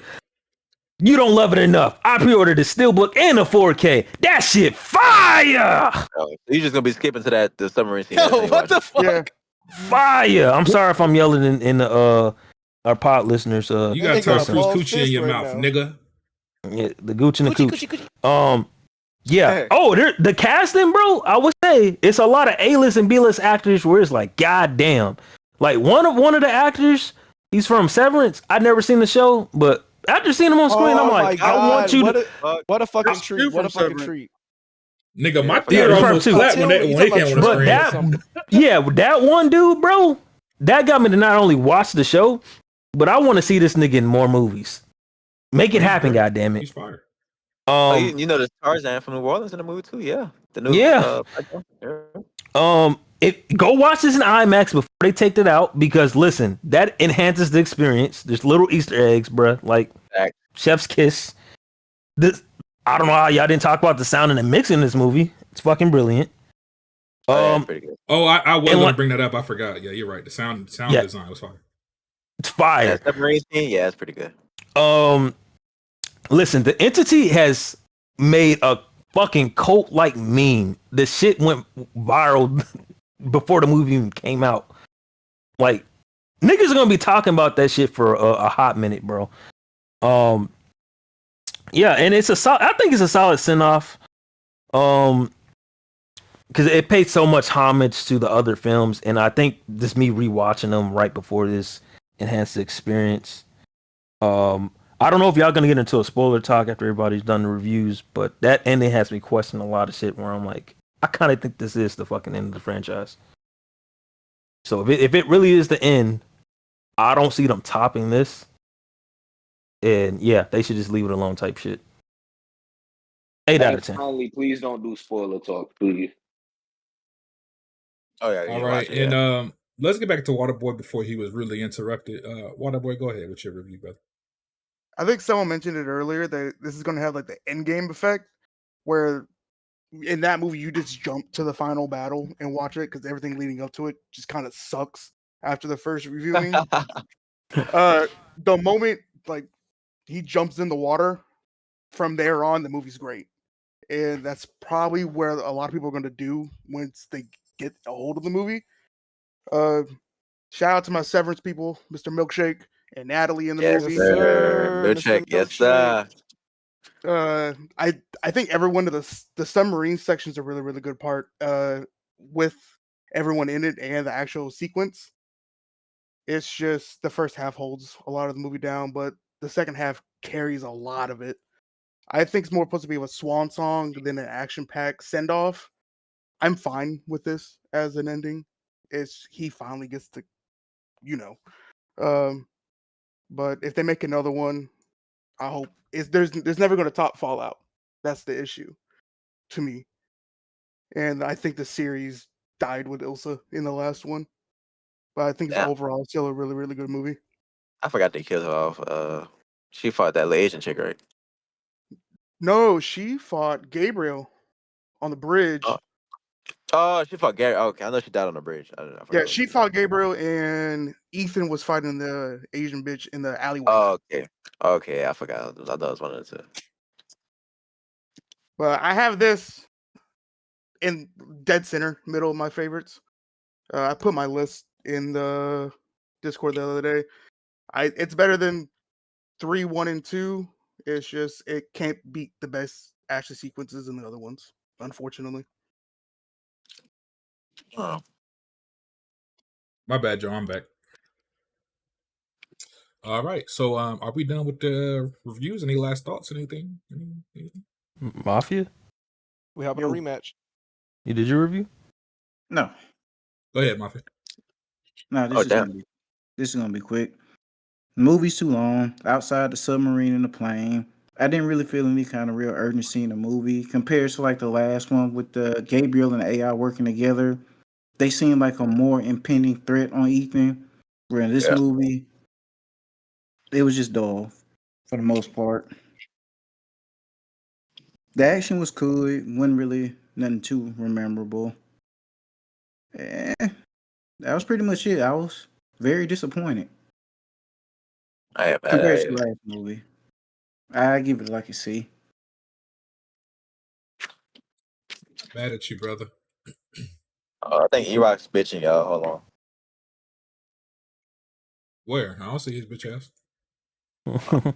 He added me. I didn't see, but he in Red City. Hold on. Red City. He added me somewhere. Anyway, nigga, fuck E-Rock. Anyway, salute, man. That's all the reviews for Mission Impossible. Real quick, I want to say shout out to Waterboy for joining us. F word not welcome. Waterboy, appreciate you pulling up, man. Next time we do the pod, and you want to come on, just let me know. We'll do the pod in the Movie Guy server, so we don't got to deal with bitch ass people like E-Rock. The moment you said it was Homeboys, I was like, "Oh, this could be fun." So, thanks though for coming in for your review. Salute to John Donuts for pulling up, man. Hopefully, we get to have him some more. And I really did he give his review? Oh, he fell asleep. He did say he Is saw John the still movie. He might have fell asleep. John Donuts, you there? He might have fell asleep, man. I think he's still muted. Yo, everybody Yeah, do he's a still moan. muted. Everybody do a moan like him so he can wake up. We did take a while to get to the joint, man. You know it's late over there. No excuse. Damn, no Waterboy excuse. got kicked again. It's Yeah, 6:30. bro. It's 6:35 over there, man. He knocked out, man. Yeah, oh yeah, yeah. Let's get to the outros. Great episode, man. Great episode. Great reviews. For sure. We're gonna keep it going. Hopefully, we have some more topics and shit for next week. Hey, BT, I forgot to ask, man. Where'd you rank Final Destination as your movies of the year? It's not in my top 10. I got my top 10 of the year so far. I could give it real quick if you want me to, but I don't. Get there right quick. Starting from 10 to 1, I'm gonna start at number 10, Peter Pan's Neverland Nightmare. Number 9, Fight or Flight. Number 8, Thunderbolts. Number 7, The Assessment. Number 6, Companion. Number 5, September 5th. Number 4, Freaky Tales. Number 3, The Ugly Stepsister. Number 2, Warfare. Number 1, Sinners. Okay, I read it. Okay. Bye. Oh, speaking of Freaky something, hey, y'all going to see Freaky Friday too? No. In theaters, I don't know. Streaming. Drunk as hell. I watched it drunk as hell on streaming. I can't. That's a support Disney that Plus person. joint. I ain't gonna hold. I'm gonna see that. I'm Oh, sorry. it's definitely not getting watched. It's gonna be ass. It ain't gonna be good as the first one. We gonna see. I'm already decided to see that Lilo and Stitch. Nigga, it's 1:30, man. Get the fuck up out of here, man. Outros, man. That's fucking Alex. That's Red Pig. That's Tarek. That's Saint. Saint, let them know when you're doing the next delayed takes. Let them know right quick. When the next delayed takes. There may or may not be a show tomorrow. when Kiki take his next weekly bath, that's when they go. Oh yeah. I guess you could say breaking news. Hey Mafia. What's up? You want to let the people know, man? Yes, sir. Official member? Yes, sir. I am an official member of Delayed Takes. What was your signing bonus? Can't reveal that. That's between He me. said a Pop Tart. NDAs. And Chili's gift card. Fine. Nathan's famous. So, yes, sir, man. Mafia is part of delayed takes now. Did So. Mafia force his way in, or did you offer the role? No, I offered him the role. He's been on consistently, and it just works for the show, man. You don't got shit to do on Saturday, Mafia. You don't got no bitches to go fuck. No. I just want to say, he take his bucket hat to get dry cleaned on Saturday, so that's why. What the hell? What the hell? I just want to say, Giving up Saturdays for delayed takes. I just want to say, first off, congratulations to Mafia. This is great news. Great news. Appreciate it. Saint, on a couple issues, Saint. You didn't bring this to my attention before you made the decision, so unfortunately, you will be docked 15%. Nigga, you already own the. And furthermore, there will be a 50% finder's fee monthly for having God my damn feet it. on the Delayed Takes podcast. But otherwise, good salute. This is great news. I can't wait to hear more. We will be Yeah, we will be spending all your AdSense at the Oh, you stealing members, nigga. What the fuck? Like, that's crazy that you didn't run this by. We usually collab. We let you I mean, borrow members. We don't let you no, steal them, nigga. don't get it misunderstood. There's a finder's fee regardless, but because he didn't run it by me, now he has to pay the 15% on top of that. So you own the show, bro. Yeah, hey man, you gotta pay the tax, bro. You gotta pay the 15%. What more you want from me? No, we like ESPN, but you first take. You understand? Hey man, great show. Hey, next week is episode 60, man. We gotta do something big for episode 60. We gotta get some guests on. Let's see if we can get like. Don't worry about what we didn't do. Let's worry about what we're going to do. Okay, we're gonna get some guests. We're gonna get maybe we get Kiso. I don't know. Maybe we get somebody in here. We get some guests in here. I don't know. Yeah, get Sun God. Get Sun God. Sun God has that bitch ass nigga is never invited. He is still banned. Larry and Sun God. Let's have a beef episode. I'm gonna bring BG. One time you can beef with Jack. Oh, you can beef with Waterboy. We gonna have. You know what? That's a good ass idea. Get E-Rock in here. Get E-Rock in here. That's So a great idea. Yeah. Beefcast. No, that's a great idea. You really trying to make me crash out.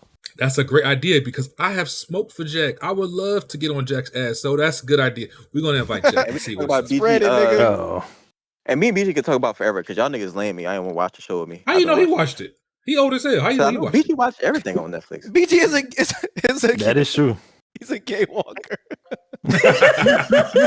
Hey, you gotta be specific when you're saying BG. You gotta say G is in like God or something. I don't know, because BT and BG is too close. Anytime you go and say the BG, wait, you gotta y'all cousins? You gotta know the fuck we ain't. I don't know who the fuck that is. Y'all said BG, I was thinking the Hot Boys. I don't know who you talk about. Wait a minute, BT, you haven't been on Weapon Wheel? No, I've never been on Weapon Wheel. I've been on. Yes, you have, because I brought you on Resident Evil. When Resident Evil 4 remake came out, I swear, bro, this nigga refuses to accept me as his manager for talent, bro. He will not accept that role for me. All right, man. Well, we getting the fuck up out of here, man. Thanks again for watching. Episode 60, we're gonna do something. We're gonna talk it out. Appreciate y'all. We will see y'all next show, man. Whenever that is. Maybe next week. I think it should be this week, but we'll see. Are there any movies? What movies are coming out between Ballerina? this week and next? Oh, Ballerina. Oh shit! And We about to see. Phoenician Scheme. Yeah. Oh, y'all ready to see John Wick on the screen for 5 minutes, and that's all we gonna talk about? Yes, sir. Yes. Sir. What you mean, John? We're gonna screen 5 minutes. Oh yeah, Alex. I don't think his scene is gonna be. Let's hope Anna Domus has a nude scene in Ballerina. That's all I'm hoping for. They got they got to give it a back tattoo, so we're gonna see some back. Come to back. That is true. As long as I can see some ass crack, I'm happy. Oh yeah. Fact. We saw Keanu Reeves ass crack, and that almost. I was interested in catching that Phoenician Scheme. I saw the trailer. It looked actually kind of funny. And I liked Asteroid City, so we'll watch it. That shit gonna be fire regardless. Yeah, I actually have a copy of Phoenician Scheme. I haven't watched it yet, so maybe I'll watch it on top of next week. Damn, that's 2 movies in a week. Shit. Hey man, but anyways, we getting the fuck up out of here, man. Hey man, peace out, man. Peace.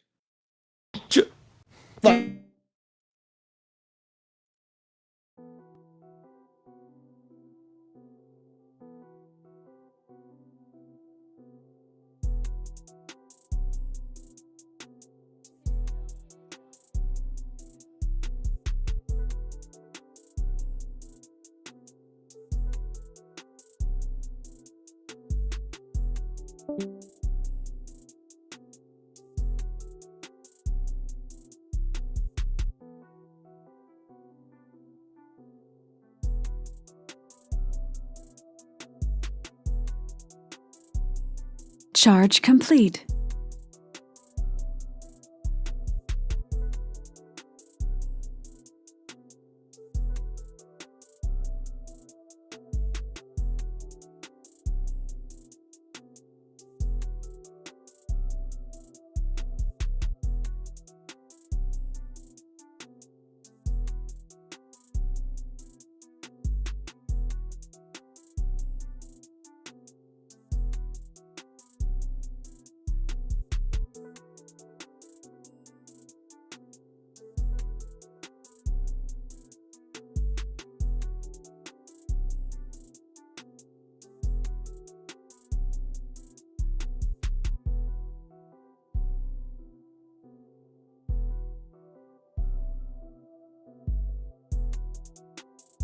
Peace.